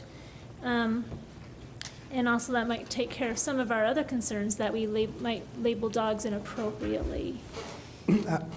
Excuse me. I would also be careful with some of the websites out there. The website, not all This is the... done by a state university put together this information. Yeah, So- there's a couple out there called Animal 24, whatever it is, and all he talks about is dog bites, and he's on, if there's a rainbow, he's on this end of the dog, he's on this end of the rainbow. So we need to be looking at some, or you all need to be looking at something like right smack in the middle. Yeah, and I am conscious of that, and I thank you for bringing that out. This was published by Michigan State University College of Law. Okay. What's the pleasure of council? Would you like to put this off for, but if we put it off, then I want your comments. Don't just say you're going to do it. We need to have it done in respect to what Catherine's done. We have to have your comments. Mayor Or the and mayor will council, bite you. Because it's on the agenda, I'm assuming I have to move that we postpone this until, Continue give it to 60 days or 90 days. Sure. 90 days? I think you can do it for 30 if you'd like. I think it's a simple reading and bring it back in the last meeting in September or 1st of October. Okay. Last meeting in September, which is? 17th. So I would move that we defer this, or postpone this ordinance to the September 17th meeting. Second. Second. Any discussion on that motion? Okay, would you call the roll, please? Councilmember Cochran. Aye. Councilmember Gonzalez. Aye. Councilmember Hamrick. Aye. Councilmember Jaquez. Aye. Councilmember Meisner. Aye. Councilmember Turner. Aye. Mayor Pro Tem Smith. Aye. The motion carries. Okay, do we have any comments from the city manager, city administrator at this time? No, sir. Oh, thank you. So thank you all. It's been a hard, trying evening, and I know you've done your homework, but I really appreciate it. I appreciate all of you for sitting here going through that. It's a treat. It really is. So thank you again. Mr. Meisner? Are you officially adjourned? I will. If you don't talk quickly here, I'm adjourned. I would like to at least poll council's flavor, if you say, for an executive session. For what reason? In terms of reviewing the city administrator. Okay. Tonight. Not tonight, no. A future executive session. Set a date for the review of the city administrator. Okay, what's the pleasure of council? As long as he doesn't bring his vicious dog. Okay. What about, well, let's set a date maybe in October. We're getting pretty full for September. When we find one that's not too busy, we'll do that. Remember, we're going to have a dinner that could, but that doesn't suffice as an. I'm merely suggesting, and if council has the flavor of doing that, so be it. If they do not, I'm comfortable with that too. The The session would be at 5 o'clock. Yes. Let's try for a time in October then. Is that okay? We'll set it up and shoot it out. Mr. Mayor, before you close, I want to make a comment. A lot of times I don't do stuff like this, but we had two controversial items come up today, the liquor one and the marijuana one. And I want to commend you and the rest of council on how it was handled. I think it was handled very good. I think people had a chance to get their points across, and we stuck to what we were looking at. And so it's a applause to you as the mayor, how you handle it, and the rest of the council with regards to their inquiries and their statements. Thank you very much. Thank you. Thank you, Frank. Okay, so we're going to pick dates in October. Okay? Adjourn.